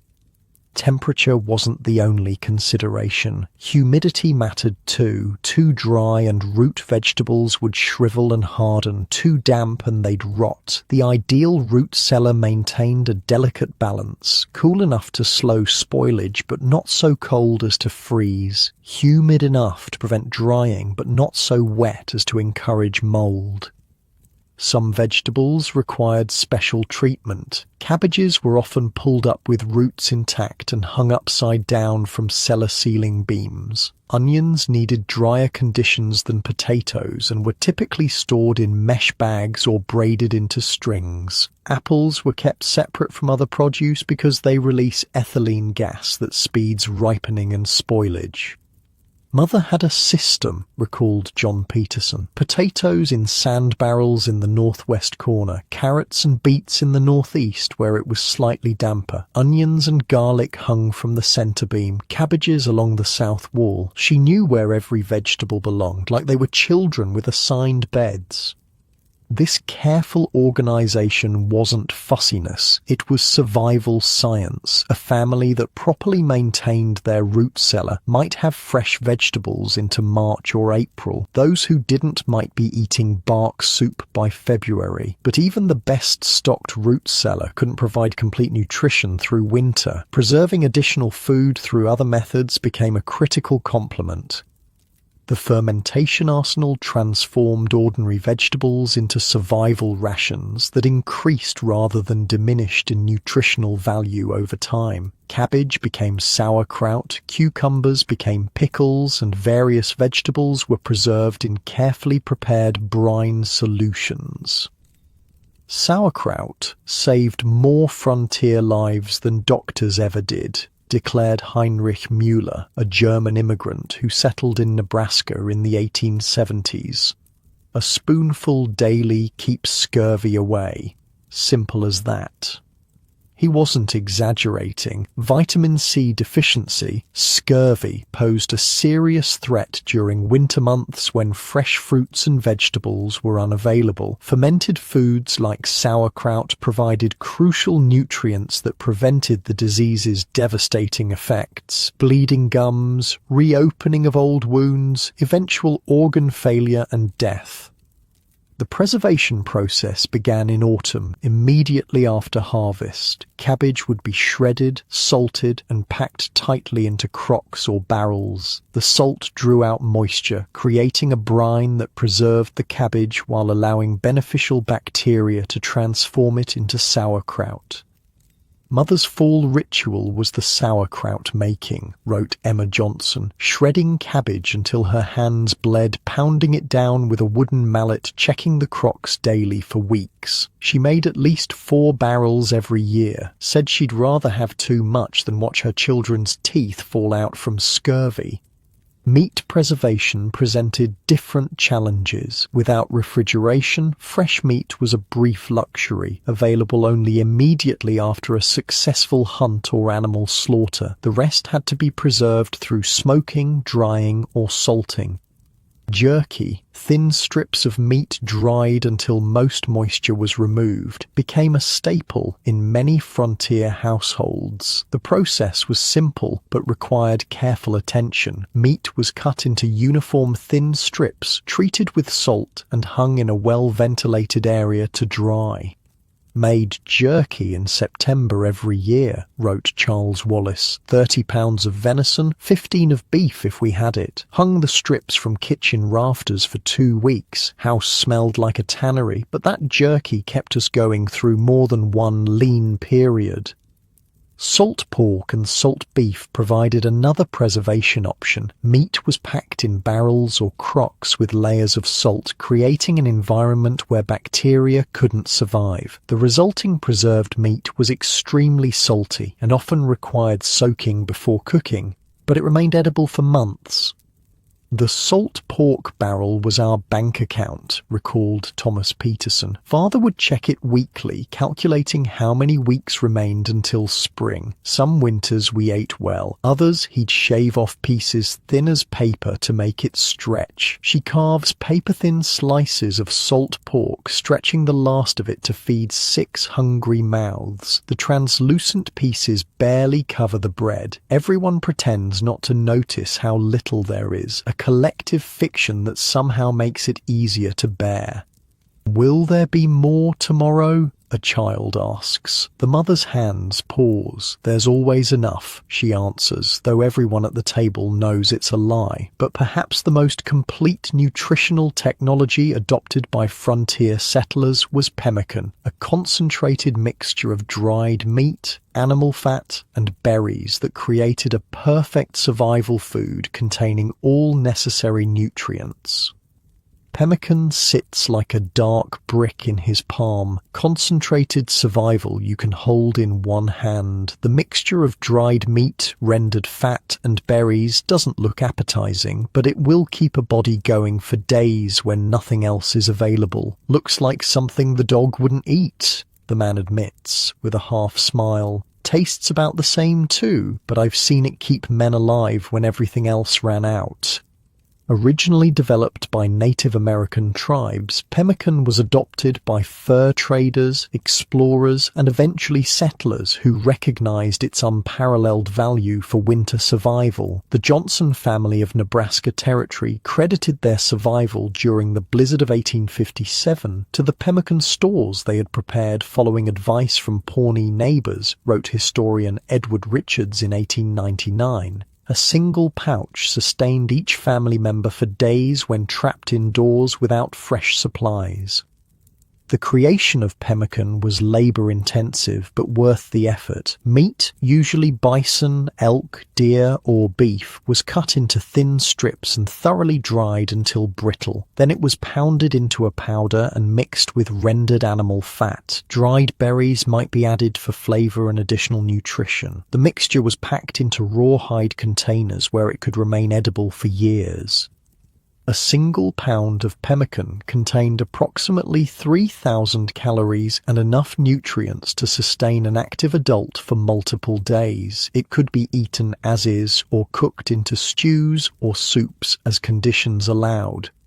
"We made 50 pounds every fall," wrote Michael Hamilton, who learned the technique from Lakota neighbors. Took a week of work, drying the meat, rendering the fat, pounding it all together. But that pemmican saw us through 3 different blizzards when we couldn't reach our main food stores. Worth every hour of labor. The settlers who survived multiple winters developed calculated nutritional defense systems. They stored specific food varieties that addressed predictable threats the body faced during cold months. Vitamin C-rich preserves counteracted scurvy, while protein-dense preparations maintained muscle mass and the body's ability to generate heat. This frontier nutrition wasn't just about having enough calories, it was about having the right types of nutrients to maintain health through months of confinement and cold. Mother portioned everything, recalled Sarah Johnson. Each day had its ration of meat, vegetables, preserved fruit. She understood that balance mattered, not just quantity. Said a family could starve to death with full bellies if they ate the wrong things.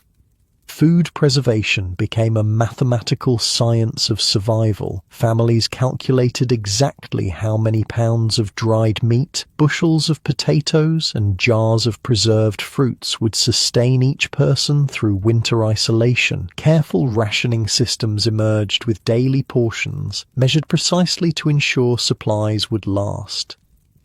"Father kept a ledger," wrote Thomas Black. "Every Sunday night he'd count everything remaining in our stores, do calculations on how many weeks until spring, adjust rations accordingly. Some weeks we'd feast, others we'd barely get by, but we never ran out completely."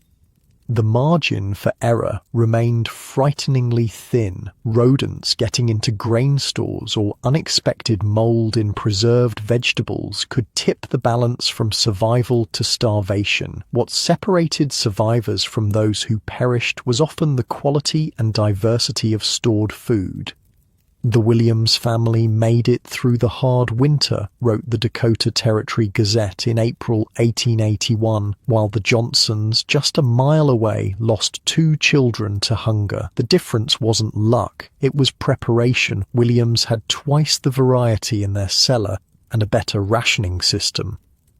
When supplies ran dangerously low, frontier families turned to desperate alternatives. Tree bark, particularly from pines and cottonwoods, could be processed into an edible if unappetizing substance. Certain lichens provided minimal nutrition. In areas near water, ice fishing offered a potential lifeline even in the depths of winter. The Pearson family of Minnesota faced this food crisis during the winter of 1887-1888. By February, their carefully managed stores had dwindled to nearly nothing. A family of 6, parents and 4 children, were subsisting on increasingly meager rations. "We had 3 potatoes, half a cabbage, and a handful of cornmeal left," wrote Margaret Pearson. 4 months of careful planning undone by mice in the root cellar that spoiled half our stores by December. Thomas calculated we had perhaps a week before real starvation began. Thomas Pearson made a desperate decision. Despite the brutal cold, he would attempt to ice fish on the nearby lake. It was dangerous work in February. The ice was thick enough to support a man, but the temperatures could kill through exposure in a matter of hours. "Father fashioned special tools," recalled young James Pearson, who was 9 that winter. "A chisel made from an old file to cut through ice, a covered bucket to keep the fishing hole from freezing over, hooks made from bent needles." He worked all night preparing. The next morning, Thomas set out before dawn, wrapped in every piece of warm clothing the family owned. He took a small sled to carry his equipment and, hopefully, bring back fish. "I watched him disappear into the darkness," Margaret wrote, "prayed harder than I'd ever prayed. Our children's lives depended on what he brought back." Thomas spent 14 hours on the frozen lake that day. The temperature never rose above 0. Wind cut across the exposed ice like a blade. He chopped 6 holes, moving periodically as each one proved unproductive. "Thought I might die out there," he wrote afterward. "Fingers and toes went numb despite my best precautions, kept thinking of the children's faces, kept chopping new holes when fish wouldn't bite." In the early afternoon, his persistence paid off. He found a spot where crappie and bluegill were schooling. Over the next 5 hours, he pulled 47 fish through the ice, enough to feed his family for at least 2 weeks. "When I saw him coming back in the dusk, I knew by his walk that he'd succeeded," Margaret recorded. "He was bent under the weight of the sled, now laden with frozen fish. I ran out to meet him, not caring about the cold. We both wept as we counted his catch." The Pearsons survived that winter through a combination of ice fishing, careful rationing, and community support. Neighbors who had slightly more abundant stores shared what they could, creating a mutual insurance system against starvation.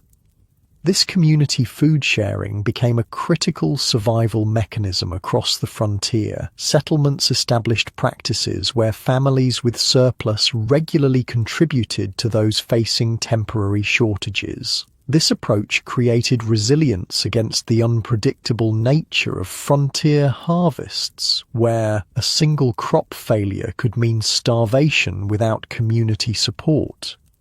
"We established the common pantry in 83, wrote James Peterson of the Brookings settlement. Each family contributed a percentage of their winter stores to a communal reserve held in the church root cellar. If any family faced true need, they could draw from this reserve with the understanding they'd repay in future seasons." These frontier food banks weren't charity in the modern sense. They were practical survival systems based on the recognition that everyone was vulnerable to misfortune, and a community was stronger when it ensured no family faced starvation alone. The Norton family's root cellar flooded in November of 85, Peterson recorded, lost most of their potatoes and all their carrots. Would have been a death sentence without the common pantry. They drew enough to survive the winter, then contributed double their share for the next 3 years in repayment. These systems reflected the frontier understanding that individual households couldn't guarantee their own survival against all possible disasters. Collective food security provided insurance that no single family could create alone. In some communities, this cooperation extended to specialized food production. Families with particular skills or resources would focus on specific preservation methods, then trade with others who specialized differently.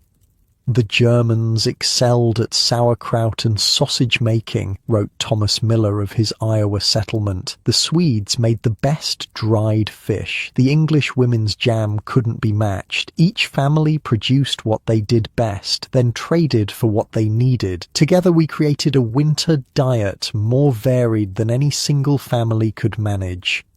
This specialization allowed communities to maximize the nutritional value and variety of their winter food stores while making efficient use of limited preservation resources. Mrs. Hanson had the biggest kitchen and the best drying racks, recalled Emma Johnson, so every family brought their apple harvest to her house. For 6 weeks in autumn, her kitchen ran day and night, with women taking shifts to keep the drying process going. In exchange for the use of her space, she kept 1/10 of everyone's dried apples, a fair arrangement that benefited all. Beyond these formal systems, frontier communities developed cultural traditions around food sharing that helped everyone survive. Communal meals during the darkest part of winter boosted morale while ensuring that families with dwindling supplies still received adequate nutrition. Every Sunday from January through March, we gathered at the schoolhouse, wrote Caroline Peterson. Each family brought what they could, sometimes much, sometimes little. Everything was combined into stews or soups that fed the entire settlement. No one went home hungry, even if their own pantry was bare.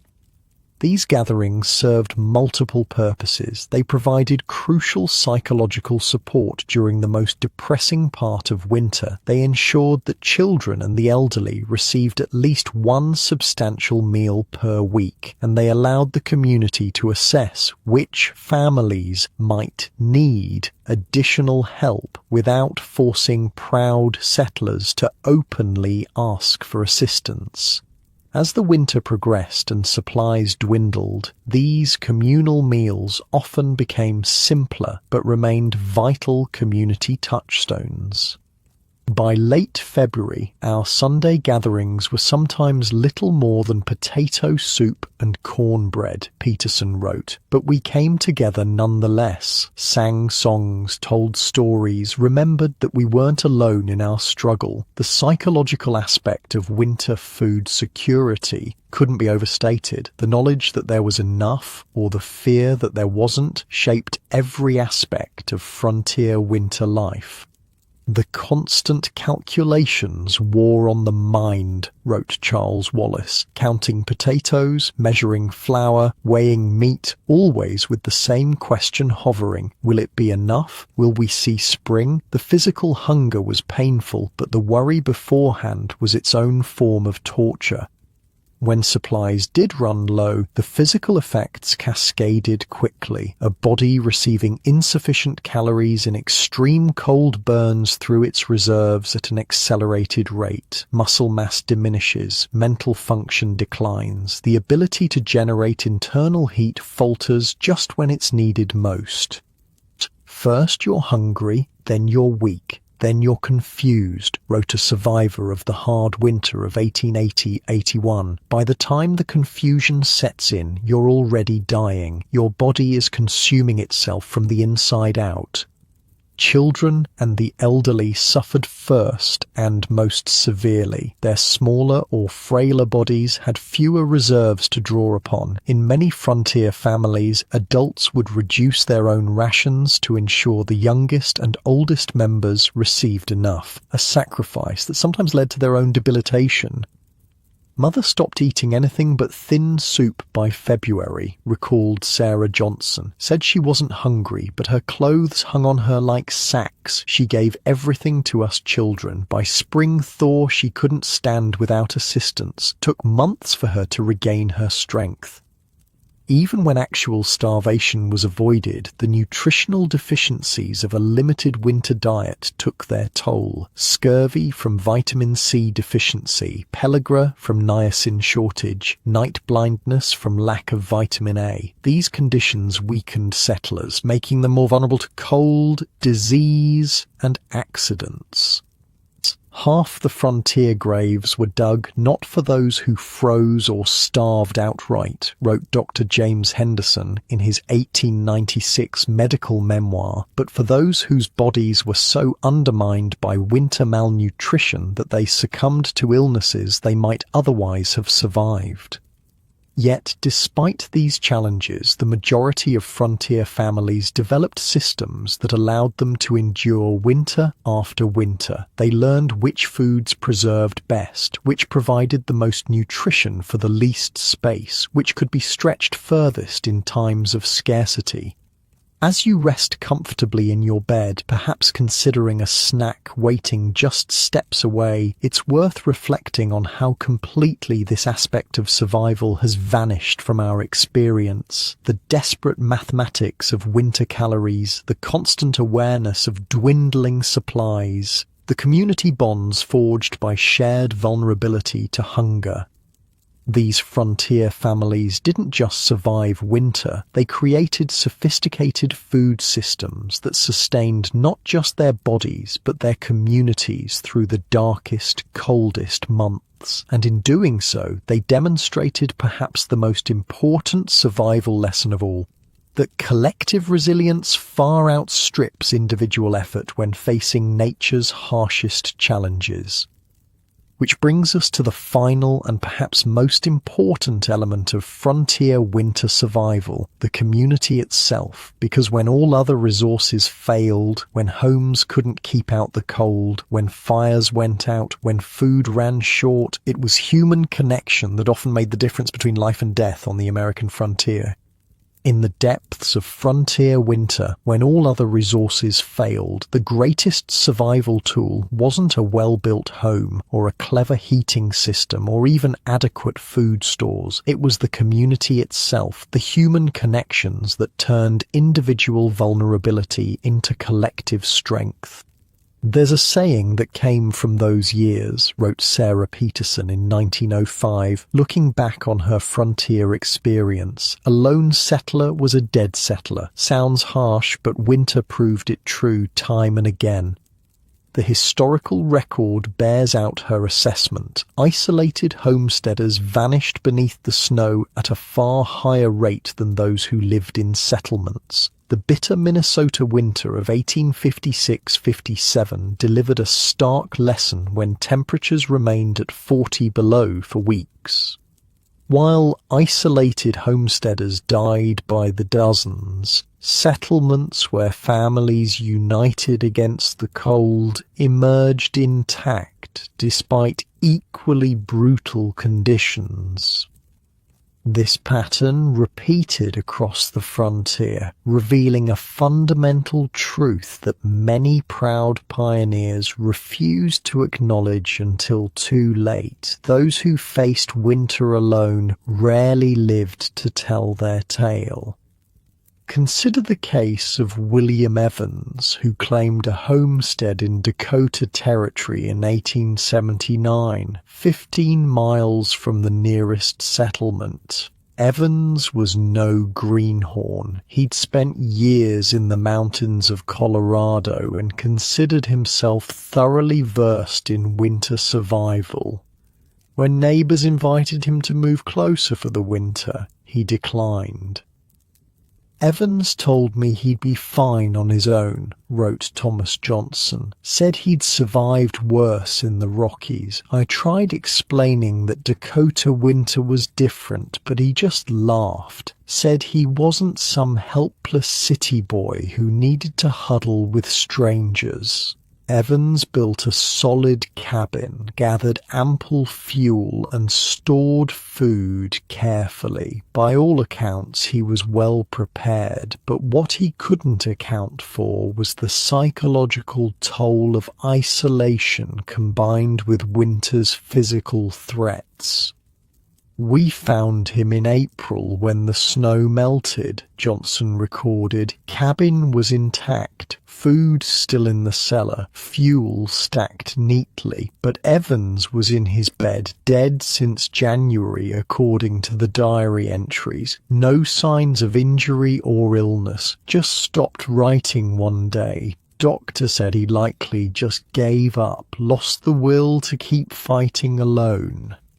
This phenomenon, sometimes called cabin fever, but more accurately described as a combination of depression, anxiety, and sensory deprivation, claimed countless frontier lives. Human beings, it turns out, aren't meant to endure extended isolation, particularly when combined with darkness, cold, and constant danger. "The mind needs company like the body needs food," wrote Dr. James Henderson in 1883. "I've seen strong men waste away in winter isolation despite adequate physical provisions. The spirit starves when deprived of human contact. Children's bodies found frozen in prayer positions are laid out in the schoolhouse like terrible dolls. Parents move between them in stunned silence, searching for their own. Some collapse when they find what they're looking for, others when they don't. I'll never forget the sight," whispered Reverend Svensson later. "God forgive me, but I've seen battlefields that were easier to bear than that room of frozen children." The children's blizzard of 1888 brought this lesson home with terrible clarity. The storm struck without warning on an unusually mild January day. Children who had gone to school in light clothing found themselves trapped as temperatures plummeted and hurricane-force winds drove snow horizontally across the landscape. Some teachers made heroic efforts to save their students. Minnie Freeman in Nebraska tied her 17 pupils together with rope and led them through the blizzard to safety. Others barricaded schoolhouse doors and maintained fires until help arrived or the storm passed. But many children attempted to walk home, becoming disoriented in the whiteout conditions. Some were found frozen just yards from safety, having walked in circles until exhaustion and cold claimed them. The Anderson children were found half a mile from their home, reported the Dakota Territory Gazette on January 20th, 1888. The oldest boy, aged 12, had placed his coat around his 7-year-old sister and curled his body around her. Both perished, his final act one of sacrifice.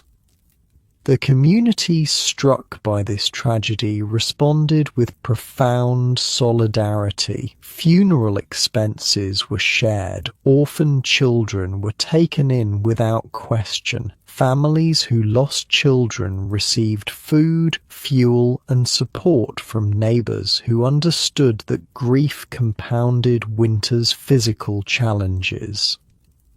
"After we buried our Sophie, I couldn't function," wrote Margaret Hanson. "Couldn't cook, couldn't clean, could barely rise from bed. For 6 weeks, neighbor women came daily. They fed my surviving children, maintained our fire, preserved our household. Their hands did what mine couldn't while grief consumed me." This instinctive community response to tragedy reflected a deeper frontier truth. Survival required cooperation. The independent spirit that drove westward expansion proved deadly during winter's grip. Cultural differences and fierce self-reliance had to be set aside when snow buried the landscape. Communities that survived developed sophisticated cooperative systems that addressed every aspect of winter's threat. These were formalized practices that evolved specifically to keep everyone alive through the deadliest months. Consider the winter watch system that emerged in many settlements by the 1880s. Each morning during extreme cold periods, designated watchers would check every home in the community for signs of life. Smoke from chimneys, tracks in the snow, lights in windows. Johnson and I split the north side of the settlement, wrote Thomas Peterson of the winter of 1887, checked 23 homes each morning before sunrise. If we saw no smoke or other signs, we'd knock. If no answer came, we'd enter. Found the Williams family unconscious from coal gas one morning. Doctor said another hour would have been too late. These watch systems, simple as they were, saved countless lives. They ensured that medical emergencies, fuel exhaustion, or food crises were discovered before they proved fatal.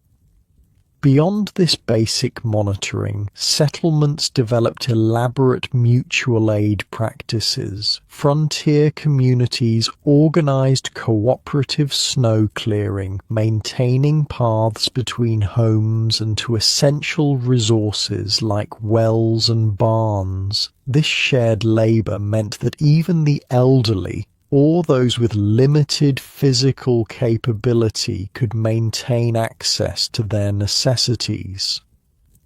Each man in Brookings was assigned 2 paths to maintain after storms, recalled James Peterson. Mine were from my home to the Johnsons, and from the Johnsons to the community well. No matter how deep the snow, those paths were kept clear. If a man fell ill, others took his paths without being asked. The network connected every household to every other.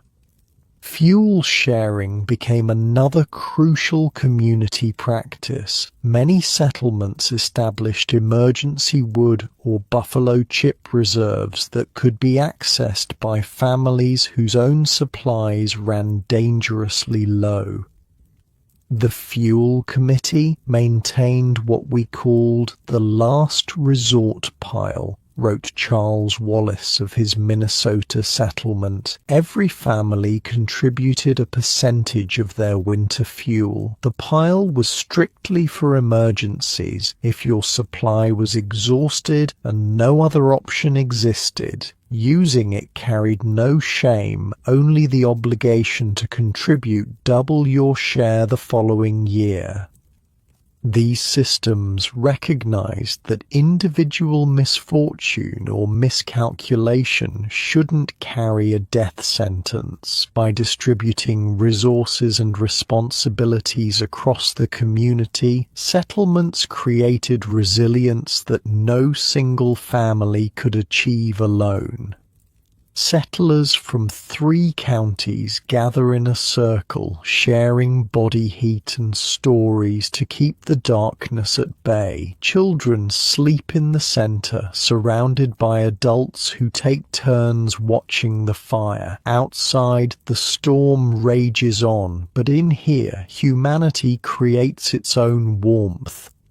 We told stories all night, remembered Emma Johnson. Tales from the old country, jokes, songs, even ghost stories, though those seemed less popular with the wind howling outside. By dawn, strangers had become neighbors, and neighbors had become family. Perhaps most importantly, frontier communities developed knowledge transfer systems that helped newcomers survive their first winters. The hardest lessons had been paid for in lives. Passing them on cost nothing but time and attention.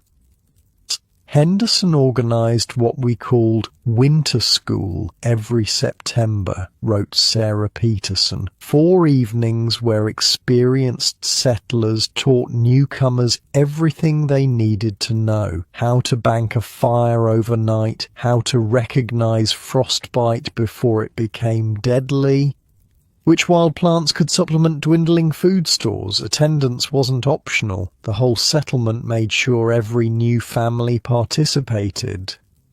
This formalized education supplemented the informal advice that flowed constantly between veteran settlers and greenhorns. Those who had survived multiple winters watched for the telltale signs of inadequate preparation and intervened before tragedy struck. Williams noticed I hadn't insulated my north wall properly, recorded Michael Johnson in 1886. Rather than just telling me, he showed up with materials and helped me fix it, said nothing, just worked alongside me for a day. Later I learned he'd done the same for 3 other families that autumn. Communities even developed systems for maintaining mental health through the darkest months. Regular social gatherings combated isolation and depression. Settlements organized weekly events throughout winter. Dances, religious services, communal meals, or simple visiting rotations that ensured no family went too long without company. Mother established Sunday gatherings after the 79 winter when Pearson lost his mind from loneliness, wrote Emma Johnson. Each week 3 or 4 families would squeeze into someone's home. Didn't matter if there was barely room to stand. Being pressed together was part of the comfort. We'd sing, pray, share what food we could, and remember we weren't facing winter alone. These gatherings weren't luxuries, they were mental health interventions that literally saved lives. Communities that maintained regular social contact through winter lost fewer members to the despair that could be as deadly as cold or hunger. Anderson would have ended things in 82 if not for the weekly gatherings, Peterson recorded carefully in his private journal. He told me so years later, said hearing children laugh every Sunday gave him reason to keep his fire burning through Saturday night. The Johnson settlement in Dakota Territory survived the notorious winter of 1871 by establishing weekly gatherings featuring music and storytelling. While 3 nearby homesteads lost settlers to suicide or exposure that season, the Johnson community endured intact, demonstrating how shared humanity often made the difference between life and death on the winter frontier.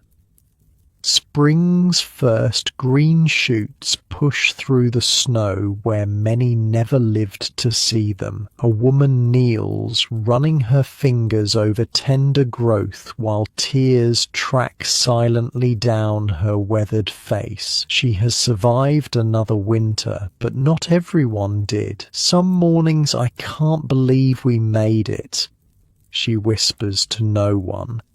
Some mornings I can't believe they didn't. As the frontier developed, these informal community practices gradually evolved into more structured institutions. Volunteer fire departments emerged from winter watch systems. Town councils grew from emergency committees. Churches expanded their role from spiritual guidance to social welfare. By the late 1800s, many frontier communities had developed comprehensive winter preparation procedures that addressed every aspect of survival, physical, psychological, and social. These systems weren't imposed from above, but emerged organically from hard-won experience. What strikes me most about these frontier winter communities, wrote historian Patricia Reynolds in 1903, is how democratic their survival systems were. Rich or poor, everyone contributed what they could and received what they needed. A banker might find himself shoveling snow alongside a day labourer. A doctor's wife might mend clothes for a farmer's children. Winter stripped away social pretensions and revealed the core truth that surviving required everyone. This egalitarian approach to winter survival reflected the frontier's harsh reality. Cold, hunger, and isolation threatened everyone, regardless of wealth or status. A blizzard didn't care if you were the town banker or a homesteader. Only by working together could communities ensure that everyone saw spring. Our winter association had one rule, recorded James Peterson: no one freezes, no one starves, no one faces the darkness alone. Everything else was negotiable. The legacy of these frontier winter communities extends far beyond their immediate survival. The mutual aid societies, cooperative practices, and communal support systems they developed became templates for rural American life well into the 20th century. Even as technology advanced, as coal stoves replaced buffalo chip fires, as railroads brought regular food supplies, as telephones connected isolated homesteads, the memory of those deadly winters remained. Communities continued to watch out for their vulnerable members, to share resources in hard times, to face challenges collectively rather than individually. "We've got electric lights and telephones now," wrote Emma Johnson in 1922. "But when a blizzard comes, we still check on our neighbours. Some lessons you don't unlearn, even when the need seems past." As our journey through frontier winter survival comes to a close, we're left with an appreciation not just of physical techniques and practical knowledge, but of the human connections that ultimately made the difference between life and death.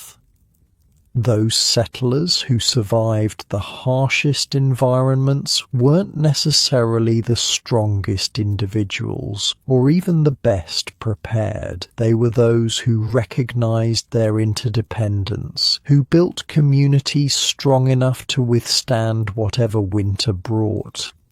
Their legacy isn't just in the towns and farms they established, but in the understanding that true resilience comes from connection, that humans facing extreme challenges are stronger together than apart, that the community, not the individual, is the basic unit of survival.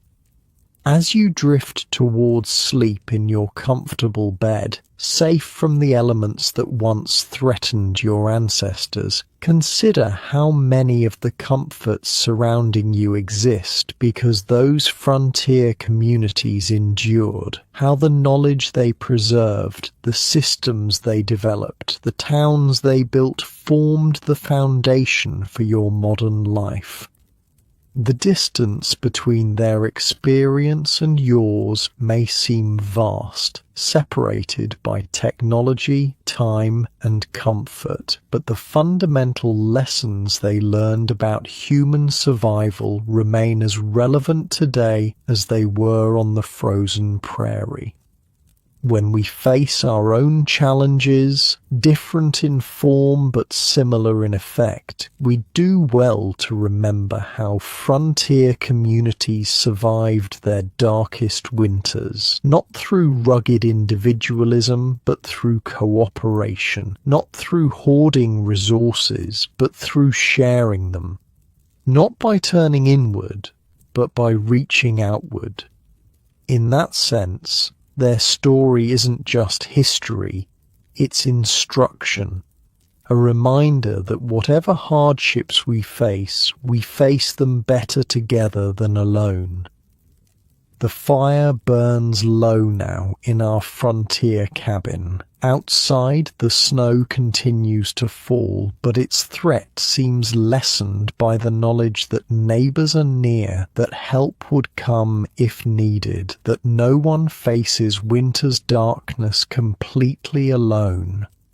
Inside your warm, comfortable room, far from the prairie blizzards and deadly cold, you can feel your own body growing heavier, drifting towards sleep. The lessons of the frontier settle gently around you like a blanket. Stories of struggle and survival, of community and connection, of finding light in the darkest season. As you breathe deeply and let go of wakefulness, remember that you too are part of an unbroken chain of human resilience, stretching from those frontier cabins to your present moment. And like those settlers finding peace in the knowledge that they weren't alone, you can rest easily, knowing that their hard-won wisdom hasn't been lost but lives on in the communities we continue to build. Sleep well, warm and safe as winter settles outside your window and history's lessons wrap around you like a protective embrace.